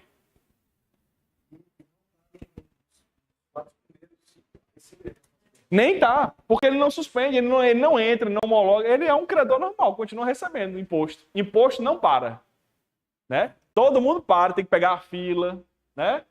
Tem que votar, tem que participar. Imposto não. Imposto, o boleto chega, tem que pagar normalmente. Tem que pagar. É de lascar, né? Vamos. Nona, então vamos lá. Ó. A Fazenda Pública do Estado de Pernambuco, tá aí uma questãozinha que caiu na prova da OAB. Ajuizou uma ação de execução fiscal em face à sociedade empresária. No curso da demanda, houve um processamento da recuperação judicial da sociedade. Em relação à execução fiscal em curso, assinale a afirmativa correta. Fica suspensa com o processamento da recuperação até seu encerramento? Não. Execução fiscal é uma exceção, ó, porque a Fazenda Pública... Nona. B. Não é suspensa com o processamento da recuperação judicial. Perfeito. B de bola. Olha. B de bola. Olha aí o item 6, sacanagem, ó. Fica suspenso com recuperação judicial até 180 dias. Aí o cabo na hora da prova, se não tiver afiado, daqui 180 dias, o professor falou. Não. Aqui é uma exceção, ó. Se liga, né? Sacanagem, né? FGV é sacana, meu povo. Se liga nisso. E D é extinto com processamento. Maria, aí seria bom, né? Imagina. Entrega a recuperação, acabou o processo de execução. Então, nona, B de bola. B de bola. Se liga, viu? FGV gosta muito de fazer esse tipo de questãozinha. Bota um item, lembra a resposta, mas não é aquela. 10ª. Antes da decretação de falência, vamos nós, antes da decretação de falência, a sociedade Talismã e Sandolândia Limitada foi ajuizada uma ação de execução por título extrajudicial pelo frigorífico Rio Sono Limitada, esta enquadrado como empresa de pequeno porte. Com a notícia da decretação da falência, pela publicação da sentença no Diário da Justiça, o advogado exequente tomará ciência de que a execução do título extrajudicial... Então, olha só, presta atenção. Vamos de novo, ó. Aqui é uma questão também de processo civil. De novo. Antes da decretação de falência. Então, calma aí. É mais ou menos assim o fluxograma.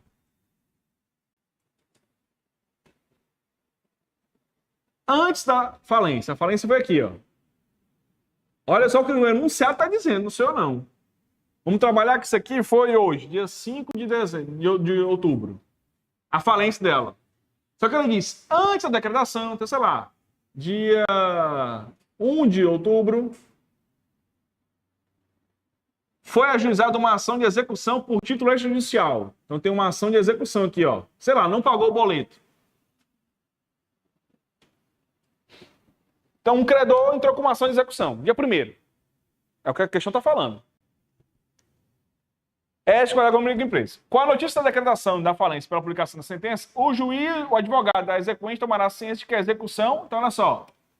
Ele ingressou com a ação aqui. Dias depois, houve a notícia de que a empresa entrou em falência. E aí, o que vai acontecer? Que é o que ele quer saber, ó.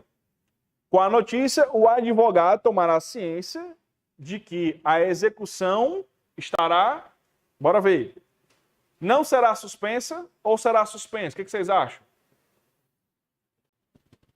A execução começou. Era de um título extrajudicial, sei lá, um contrato. A empresa entrou em falência. O que vai ter que fazer?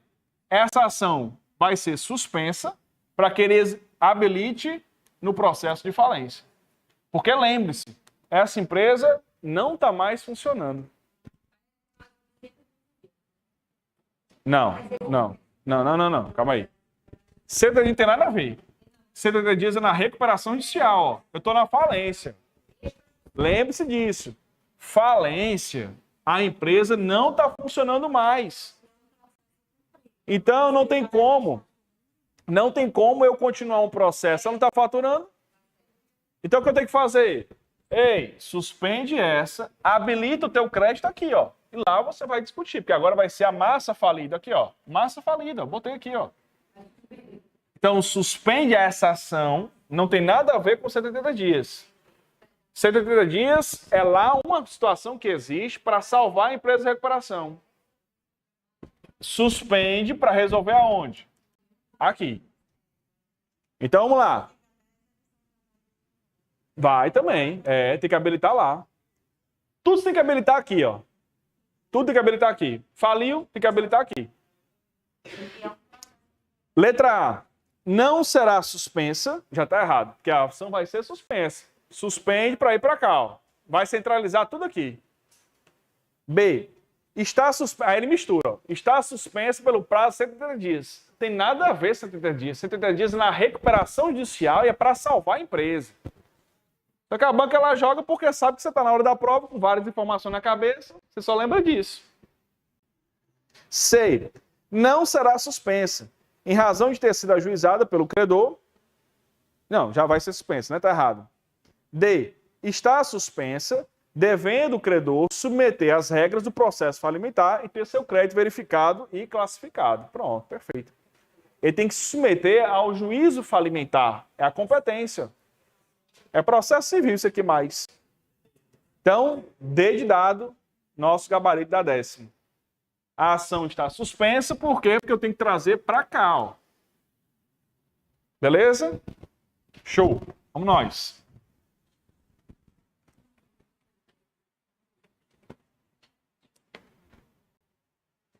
D de dado, viu? 10ª, D de dado. 11. De novo prazo, ó. Tá vendo? A banca ela gosta de cobrar prazo. Se liga. 11. Poderá requerer a recuperação judicial o devedor que estiver no regular exercício de atividades a mais. Cadê onde que eu botei? Aqui. 2 anos. 2 anos já matou, né? Logo. Aí, filé essa questãozinha, né? Fica de boa, né? Mas letra A, ó. 2 anos e não tiver a menos de 5 obtida concessão da recuperação. Top. Logo de cara, né? Letra A. Essa aqui só pega o cabo que não sabe. Que ele fica assim, qual que se repete? Tem 2 vezes, né? Depois, aí vai pro caminho nada a ver, ó. É de sacanagem aqui, ó. É igual vocês quando não sabem. Fica assim, ó. Rapaz, qual que se repete mais? É 1. Aí depois é o 2 ou o 3. Vixe, agora eu não sei que é o 5 que se repete mais. Agora lascou, né? Não tem nada a ver o caminho, né? Então, 11, letra A. Quando você sabe, ó, não fica com dúvida, né? 12. 3 médicos. Ó, agora pronto. Aí agora a gente começa a falar, deixa eu ver se agora a parte societária, né? Agora a parte societária. Então, olha só. Pessoal, recuperação judicial, a gente conseguiu escrever bastante coisa e falência também, viu? Ó, tudo isso aqui envolve o direito falimentar. São os principais pontos, aquilo que realmente tem mais chance de cair na prova de vocês, com toda certeza absoluta. É por esse caminho, tá? Tá tudo aqui de forma bem esquematizada. Eu vou ter que apagar agora, ó, porque eu vou ter que entrar em outro assunto que é de sociedades. Pode ser? Então você vai até a 10ª. Não, vou continuar. Vamos fazer o resto agora. É porque mudou. A partir da 10ª, se você for ler aí, ó, é só direito societário. Posso apagar? De boa? Vou apagar, viu? Foi. Vamos entrar agora no direito societário e a gente fecha essa primeira parte da nossa aula, que é a segunda parte, direito civil.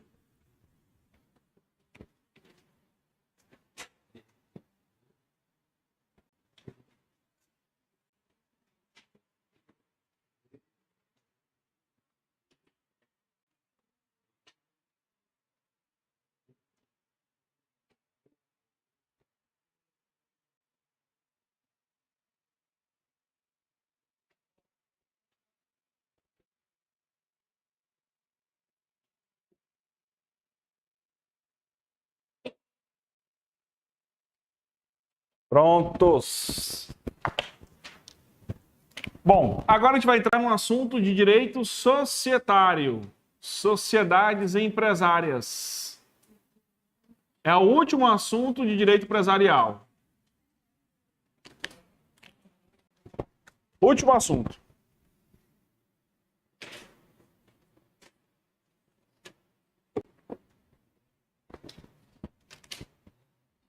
Vamos nós. 12. Eu estou no 12, né? Isso. 3 médicos decidiram constituir uma sociedade do tipo limitada, cujo objeto é simples, consoante a classificação das sociedades no Código Civil. Acerca da designação a ser adotada pela sociedade e sua qualificação jurídica, assinale a afirmativa correta. Vamos para cá. Pessoal, quando eu falo em sociedades empresárias, eu vou ter que me lembrar que existem 2 tipos de sociedades empresárias. As sociedades personificadas e as sociedades não personificadas.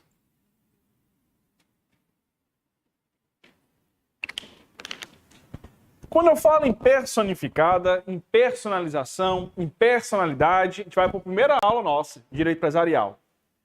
Quando é que eu adquiro personalidade? Pessoa física, nascimento com vida. Pessoa jurídica, a partir do registro.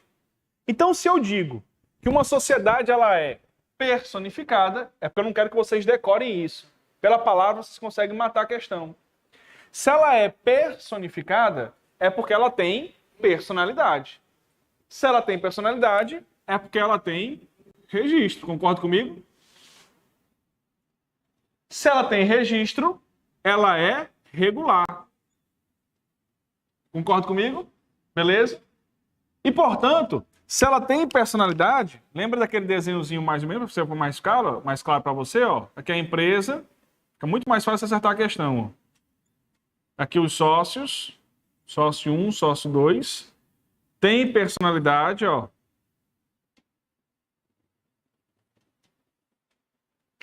A pergunta que vem é, os sócios respondem direta ou indiretamente?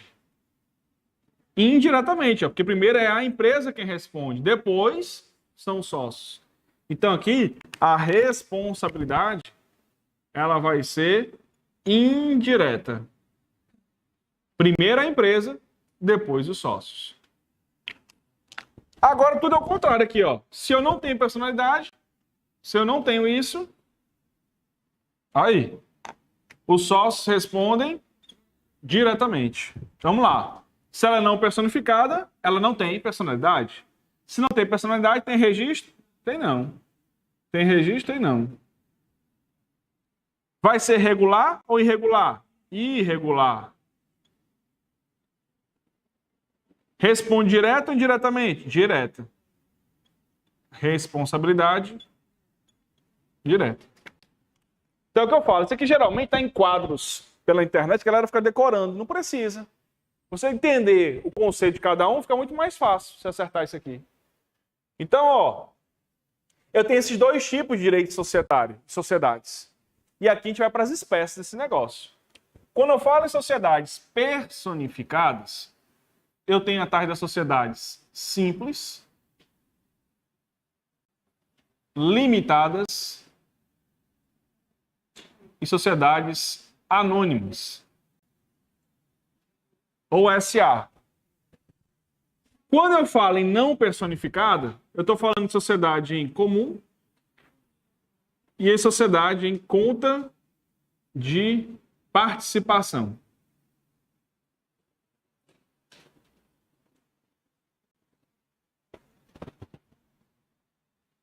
Professor, aquele negócio de comandita simples, comandita por ação, se não cai na prova. Tá liberado. Oi? Comandita simples e comandita por ações. É um tipo de sociedade especificamente para algum tipo de... mas não. Não cai mais. Esqueça o que eu falei. Não cai. Tá? Para não confundir vocês. Tá? Então, olha aqui, ó. Vamos aqui, ó. Então, personificadas e não personificadas. Temos essas diferenças. Vamos para a questão. Ele disse qual? 3 médicos decidiram construir uma sociedade do tipo limitada, cujo objeto é simples. Então, eles foram para o simples. Que diabo é uma sociedade simples?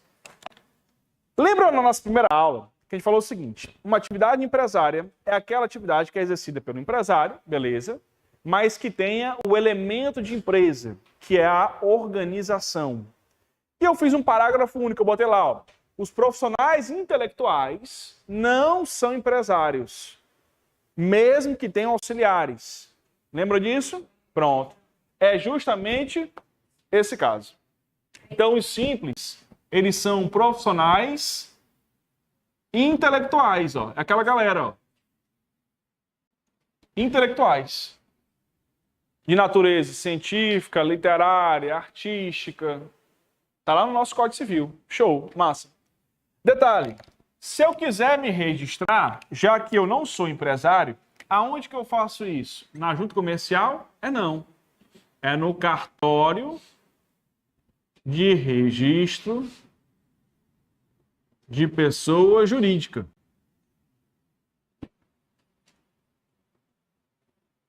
Por que eu vou para o cartório? Porque eu não sou sociedade empresária. Lembra que nós falamos? Eles não são empresários, mesmo que tenham auxiliares. Lembre-se disso, tá? Então, olha lá. 3 médicos decidiram construir uma sociedade do tipo limitado, cujo objeto é simples. Então, pronto. Realmente é simples. Tá aqui, ó. 3 médicos se juntaram.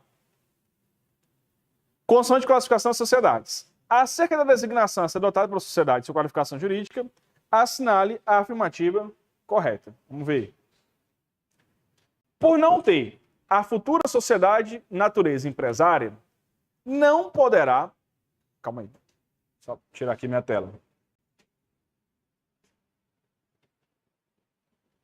Pronto.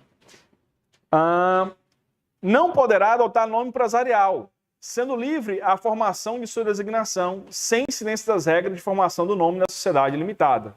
Tá falso isso. Ele está querendo dizer, ó, o fato de ser uma sociedade simples, ela não tem nome, e 2, ela não tem regra nenhuma para nome. Tá tudo errado. Ela tem que seguir os nomes da sociedade limitada, tem que ter LTDA no final, né? Aquelas regrinhas. Então, A tá errado. B. A futura sociedade terá nome empresarial, pois tanto as regras de formação quanto a de proteção não empresarial se aplicam indistintamente às sociedades simples e empresárias. Aí torna o item errado.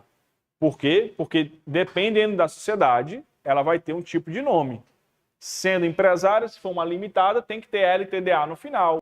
Se for sociedade anônima, tem SA, tem que botar a letra S/A ou S.A. Ou então companhia no começo, pode ser.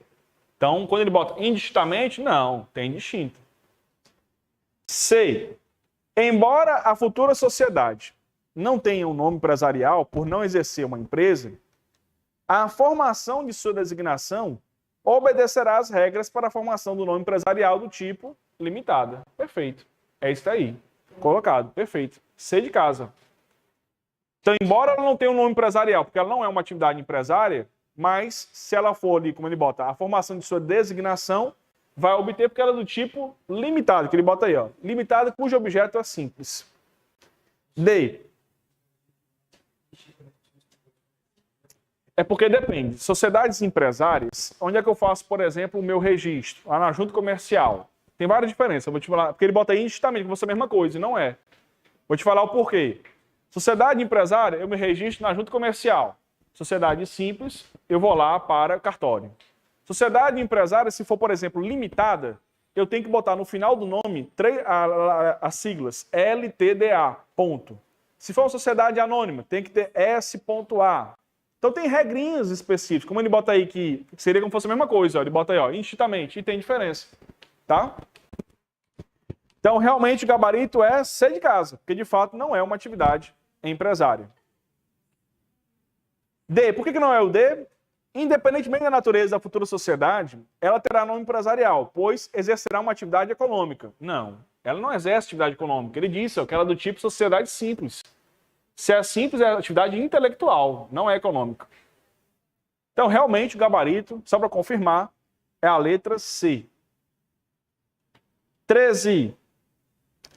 A sociedade Corinto e Curvelo Limitada, ela é composta apenas por 2 sócios, sendo o sócio Corinto, titular de 40% do capital, e o sócio Curvelo, titular do restante. Então, 40 e 60. O Curvelo tem um poder maior do que o Corinto.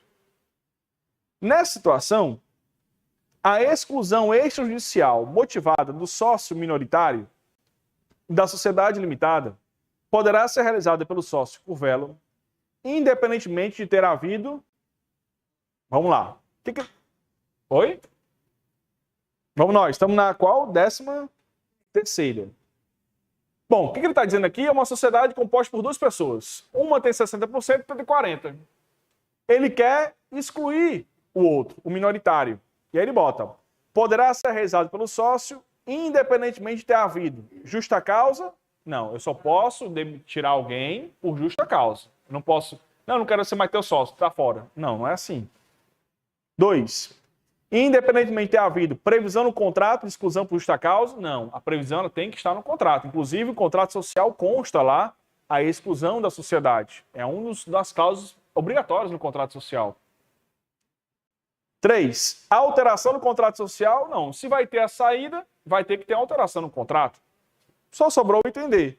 Uma reunião ou assembleia especial para esse fim. Realmente, essa reunião não é requisito. Preste atenção na pergunta, ó. Nessa situação, a exclusão poderá ser realizada independentemente de ter havido uma reunião. Não precisa de uma reunião. Se eu quiser excluir, pode ter uma... Sei lá, o contrato pode ser alterado, não necessariamente precisa ter uma reunião antes, não. Eu preciso alterar no contrato. Eu preciso fazer o aditivo. Mas fazer uma reunião não tem esse requisito para isso, não. Então, 13, D de dado. O restante tem que ter, ó, alteração no contrato, previsão no contrato e justa causa. Isso é obrigatório ter para excluir alguém. Mas agora, reunião ou assembleia especial, isso não é requisito para excluir alguém. Oi? É porque ele bota independente. Olha aqui, ó, volta para a questão. Ele bota assim, ó. Nessa situação, a exclusão motivada do sócio poderá ser realizada independentemente. Tendo ou não tendo, vai ter. Então, vamos lá. Justa causa? Não, justa causa tem que ter para ser excluído. 2, previsão no contrato? Tem que ter. 3, alteração no contrato? Tem que ter. Reunião? Reunião não, é independente. Tendo ou não tendo, eu posso excluir. Se eu tiver alteração no contrato, pode excluir. Então, como ele quer independente, beleza? É o que ele está falando assim, qual dessas aqui está dispensável? Usando com outra palavra. Dispensável é a reunião. 14. Oi?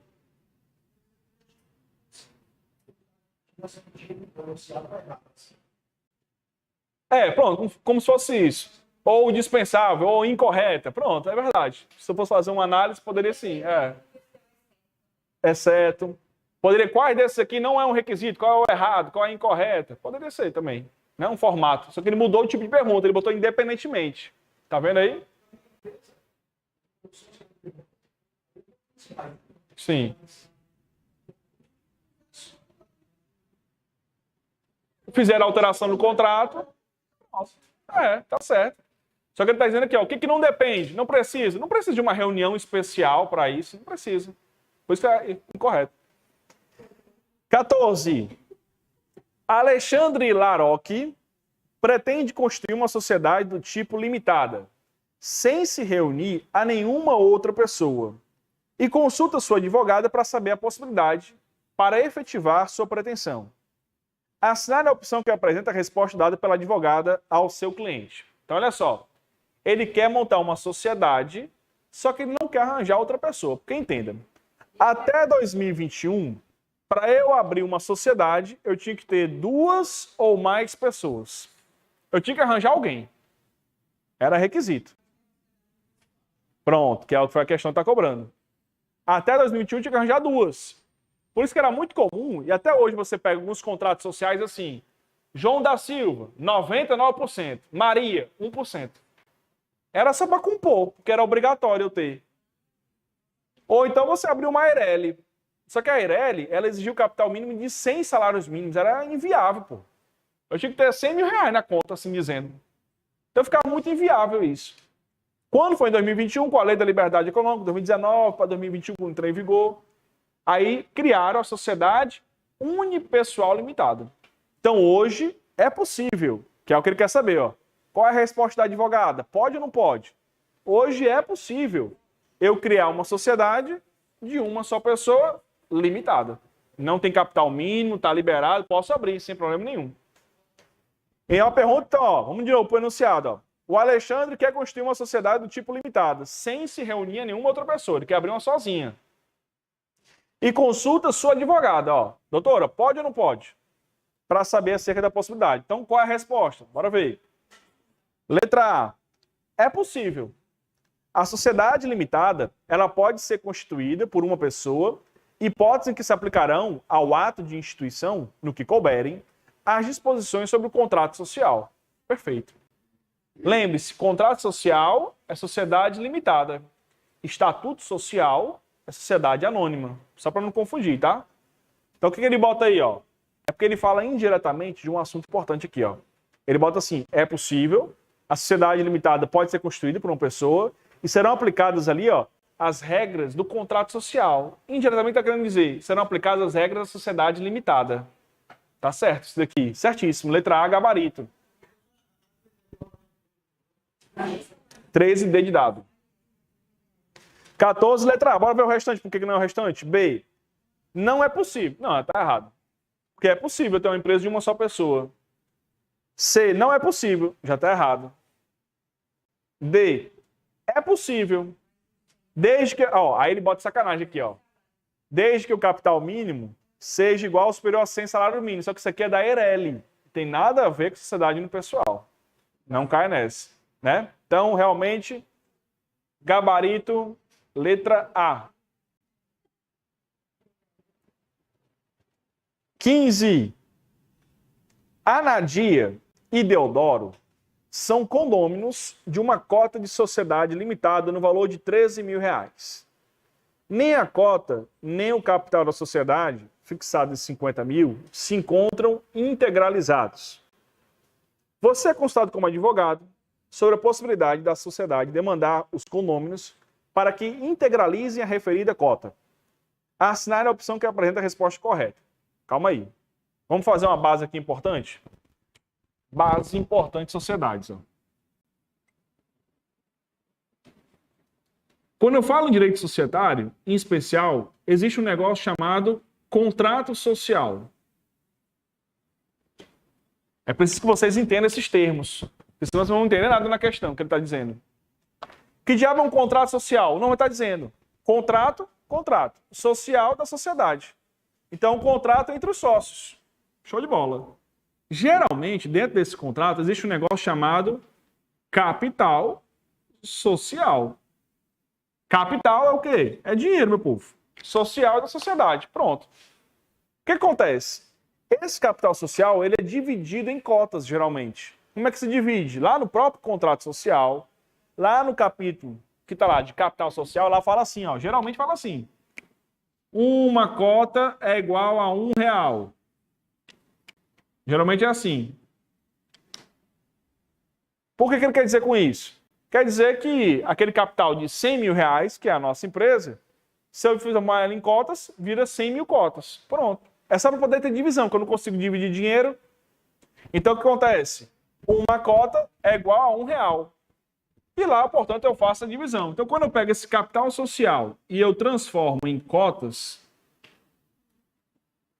isso aqui se chama subscrição, esse ato. Subscrição. Então, quando a tua questão falar o seguinte, não foi esse caso. É porque tem questões que falam. Quando a questão fala o seguinte: João e Maria montaram uma sociedade e subscreveram o capital. Opa! Então quer dizer o quê? Que ela pegou o capital e transformou em cotas. Só isso. Só que transformar em cotas não tem nenhum tipo de aplicação. Eu quero que pague. Transformar, eu quero que pague. Então, quando eu pego essas cotas já subscritas, e aí quando eu vou, portanto, pagá-las, esse ato se chama integralização. Agora sim eu vou entender, então. Quando a questão fala, João e Maria montaram uma sociedade cujo capital está subscrito, dividido em cotas, e integralizado.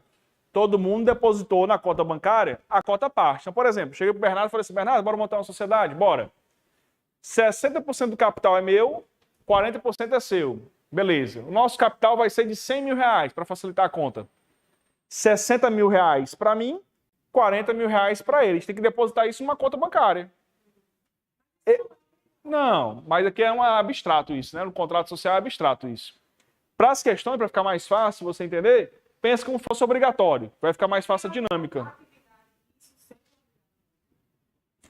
Rapaz, em tese, isso na prática, quando é para ser obrigatório, em tese. Só que a gente sabe que isso tudo é muito abstrato. É obrigatório, integralização, é obrigatório. Professor, mas não foi integralizado, que é a situação. Vamos lá, primeira situação. Eu mostrei meu Bernardo, meus 60 mil depositei, fiz o Pix para a conta. O Bernardo não fez o dele, os 40 mil. Ele não integralizou. E aí?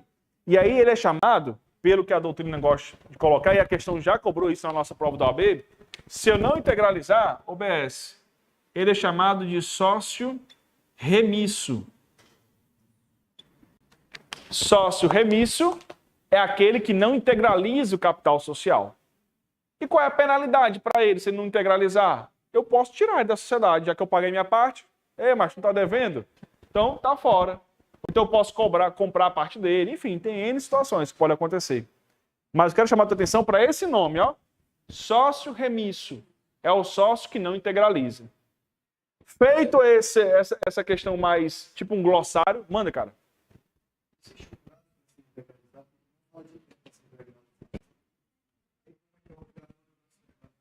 Pois é, cara. Essa integralização, o ideal é você fazer tudo isso antes de dar início à atividade.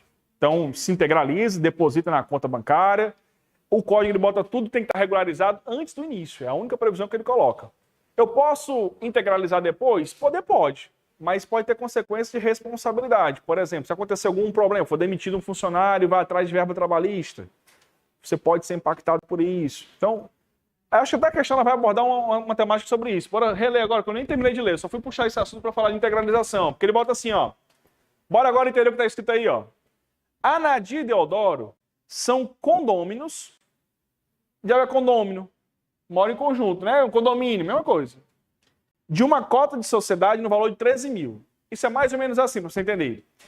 Eu vou abrir uma empresa, falo assim, galera, eu vou abrir a empresa aqui, e o Bernardo chega e fala assim, quanto é a cota para eu ser sócio? Aí eu falo assim, Bernardo, a cota é 13 mil reais. Aí o Bernardo, rapaz, 13 mil é caro para mim, não tem esse dinheiro não. O que acontece? O Bernardo chega para a Licinha e fala assim, Licinha, bora dividir, bora eu e tu ser condôminos dessa cota? Então vocês dois são os donos daquela cota. Deu para entender? É o que está acontecendo aqui, ó. Então, ó, Anadia e Deodoro são condôminos de uma cota de sociedade no valor de 13 mil reais. Então, eles são donos dessa cota. Nem a cota, nem o capital fixado em 50, ó aí, é tipo assim, ó, o capital da empresa, aqui, ó, 50 mil. Uma cota da empresa aqui que eles compraram é de 13K, ó. Nem o capital, nem a cota estão integralizados. Ó. Agora eu entendi, então. Se não está integralizado, porque ninguém pagou. Você é consultado como advogado sobre a possibilidade de demandar que os condôminos... Desculpa. Aqui. Os condôminos para que integralize a referida cota. Assinar a opção que apresenta a resposta correta. Aí vem a tua pergunta, inclusive, da colega. Né? Ó. Eles são obrigados? Em tese, sim. Se na prática isso não acontece, esqueça. Vamos partir para o Código Civil. O Código Civil é obrigatório a integralização. Então, vamos lá. Eles são obrigados à integralização apenas a partir da decretação da falência da sociedade. Nada a ver. Falência, depois que morre a empresa? Então, não tem não, tá fora. B. Eles são obrigados à integralização pelo fato de serem condôminos de cota indivisa. Não, a cota deles é divisível, metade para cada. C. Eles são obrigados à integralização porque todos os sócios, mesmo os condôminos, devem integralizar o capital. Top, perfeito. D. Eles não são obrigados à integralização, tá errado, porque o capital é inferior a 100 salários, tem nada a ver, misturou, né? Então, ó, C de casa 15. Então, olha lá, para a gente poder tirar a conclusão daqui, é obrigatória a integralização do capital, em regra, até antes do início da atividade. Show? Então, C de casa, nosso gabarito da 15ª, show.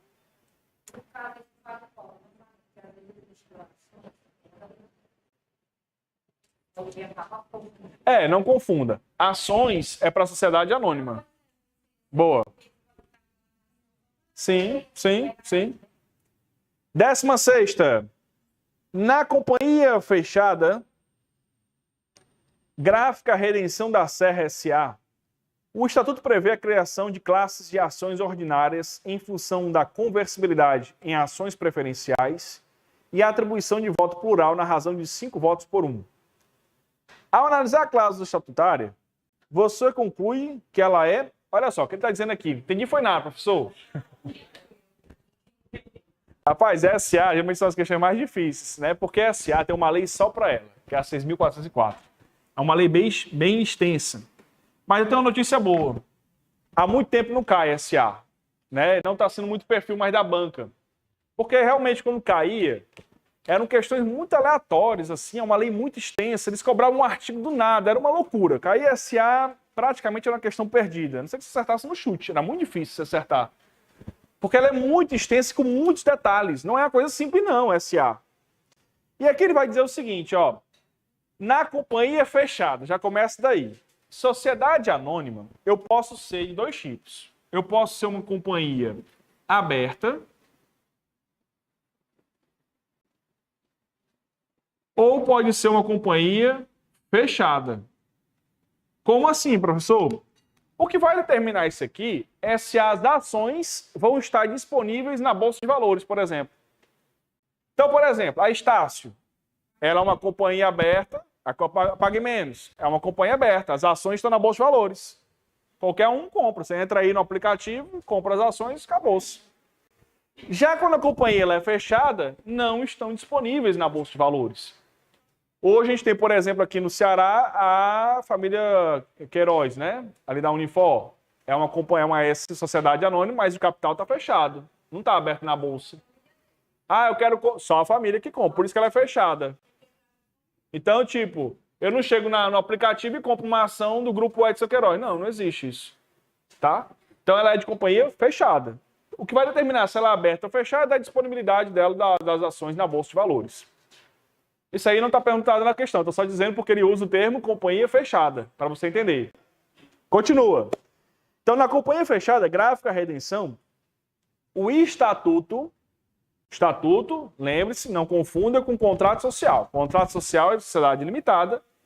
Paralelamente, a mesma coisa na sociedade anônima, só que se chama estatuto social. São as regras do jogo. Quem quiser entrar naquela sociedade tem que estar dentro do estatuto social, são as regras. Então, o que ele diz? O estatuto ele prevê a criação de classes de ações. Isso é muito comum acontecer em sociedades anônimas.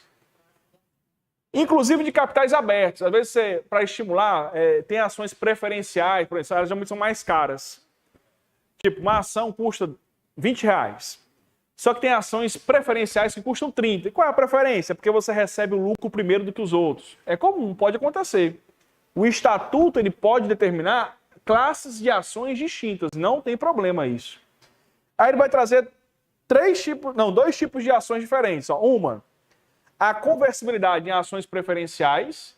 O que isso quer dizer? Que aquela ação que eu comprar vai se converter em uma ação preferencial. O que é ação preferencial? Recebe preferencialmente os lucros primeiros. 2. E o segundo tipo de ação, que é a atribuição de voto 5-1. Por exemplo, eu quero comprar esse tipo de ação. Por que eu quero comprar esse tipo de ação? Porque é importante. Porque vai me dar 5 votos em um. Geralmente eu consigo ter mais poder sobre a empresa. Uma votação, o meu voto que seria unitário, se eu comprar esse tipo de ação, vai me dar 5 votos.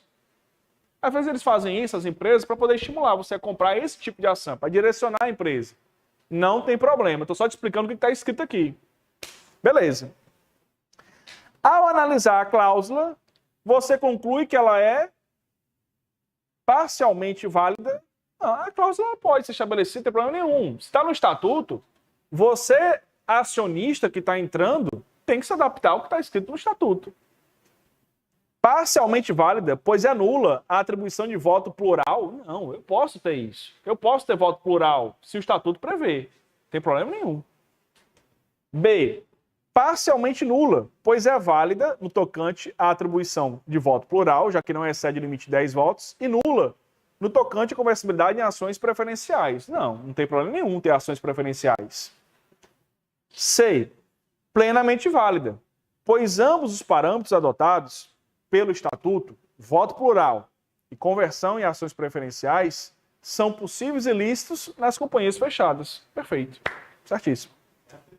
É como eu te falei, esse tipo de questão com CAE é uma questão muito difícil.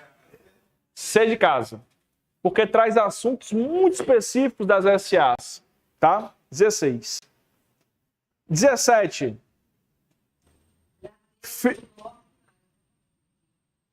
Aonde?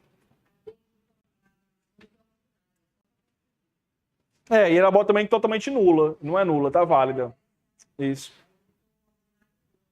17. Felipe Guerra, de nacionalidade portuguesa, residente em Maceió, foi eleito diretor da companhia Mangue do Porto Empreendimentos Imobiliários. Sabe-se que a referida companhia tem sede em Florânia, Rio Grande do Norte, que ela não tem conselho de administração e que Felipe Guerra não é seu acionista. Com base nessas informações, avalie a eleição de Felipe Guerra e assinale a alternativa correta. Então, calma aí. Felipe Guerra foi o quê? Deixa eu ver, nacionalidade portuguesa, ele mora em Maceió, foi eleito diretor da companhia Mangue do Porto. Sabe-se que a referida companhia tem sede em Florânia, Rio Grande do Norte, e que ela não tem conselho de administração e que Felipe Guerra não é seu acionista.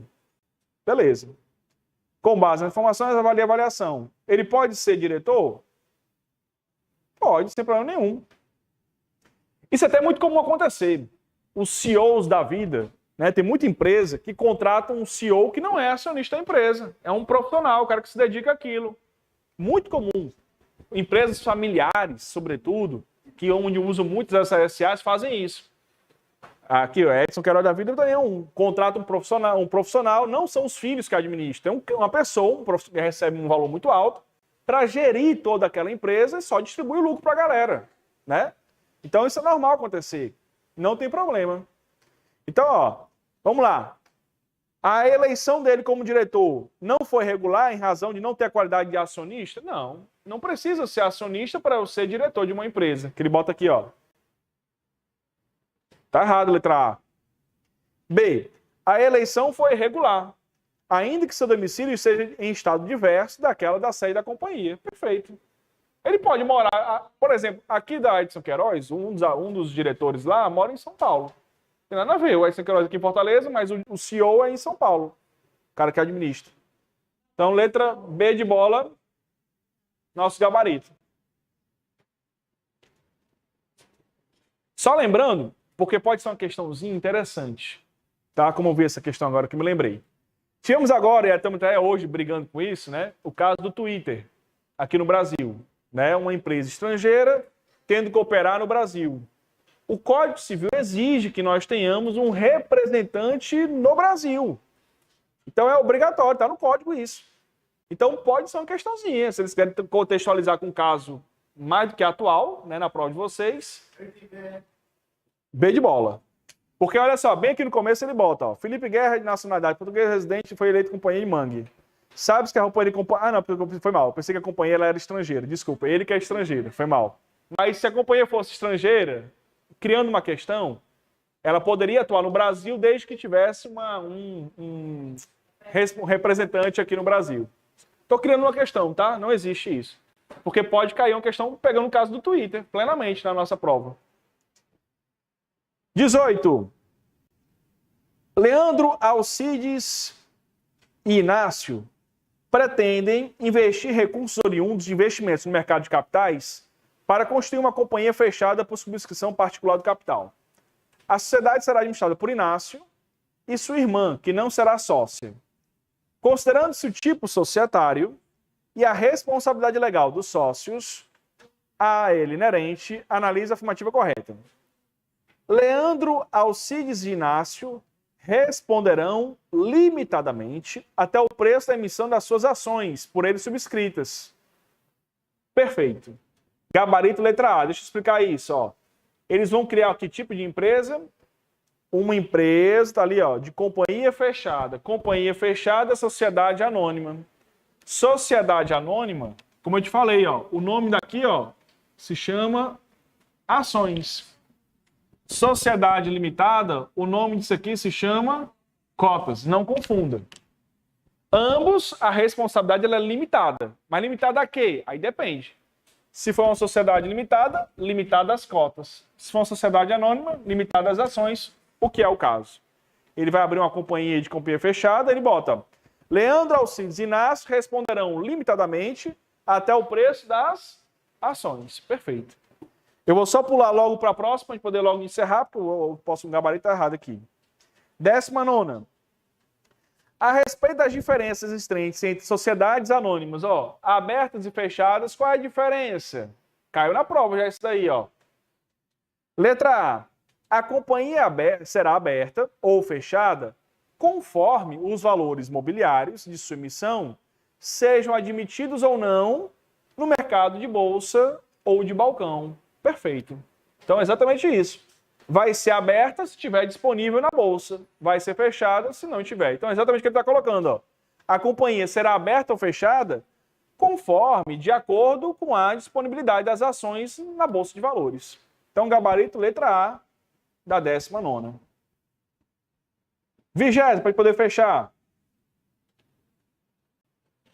A respeito da definição da responsabilidade dos sócios dos diferentes tipos societários, é correto afirmar que, nas sociedades anônimas, os sócios podem ser responsabilizados no limite do capital social, não estando sua responsabilidade limitada ao preço das ações. Opa, tá errado, né?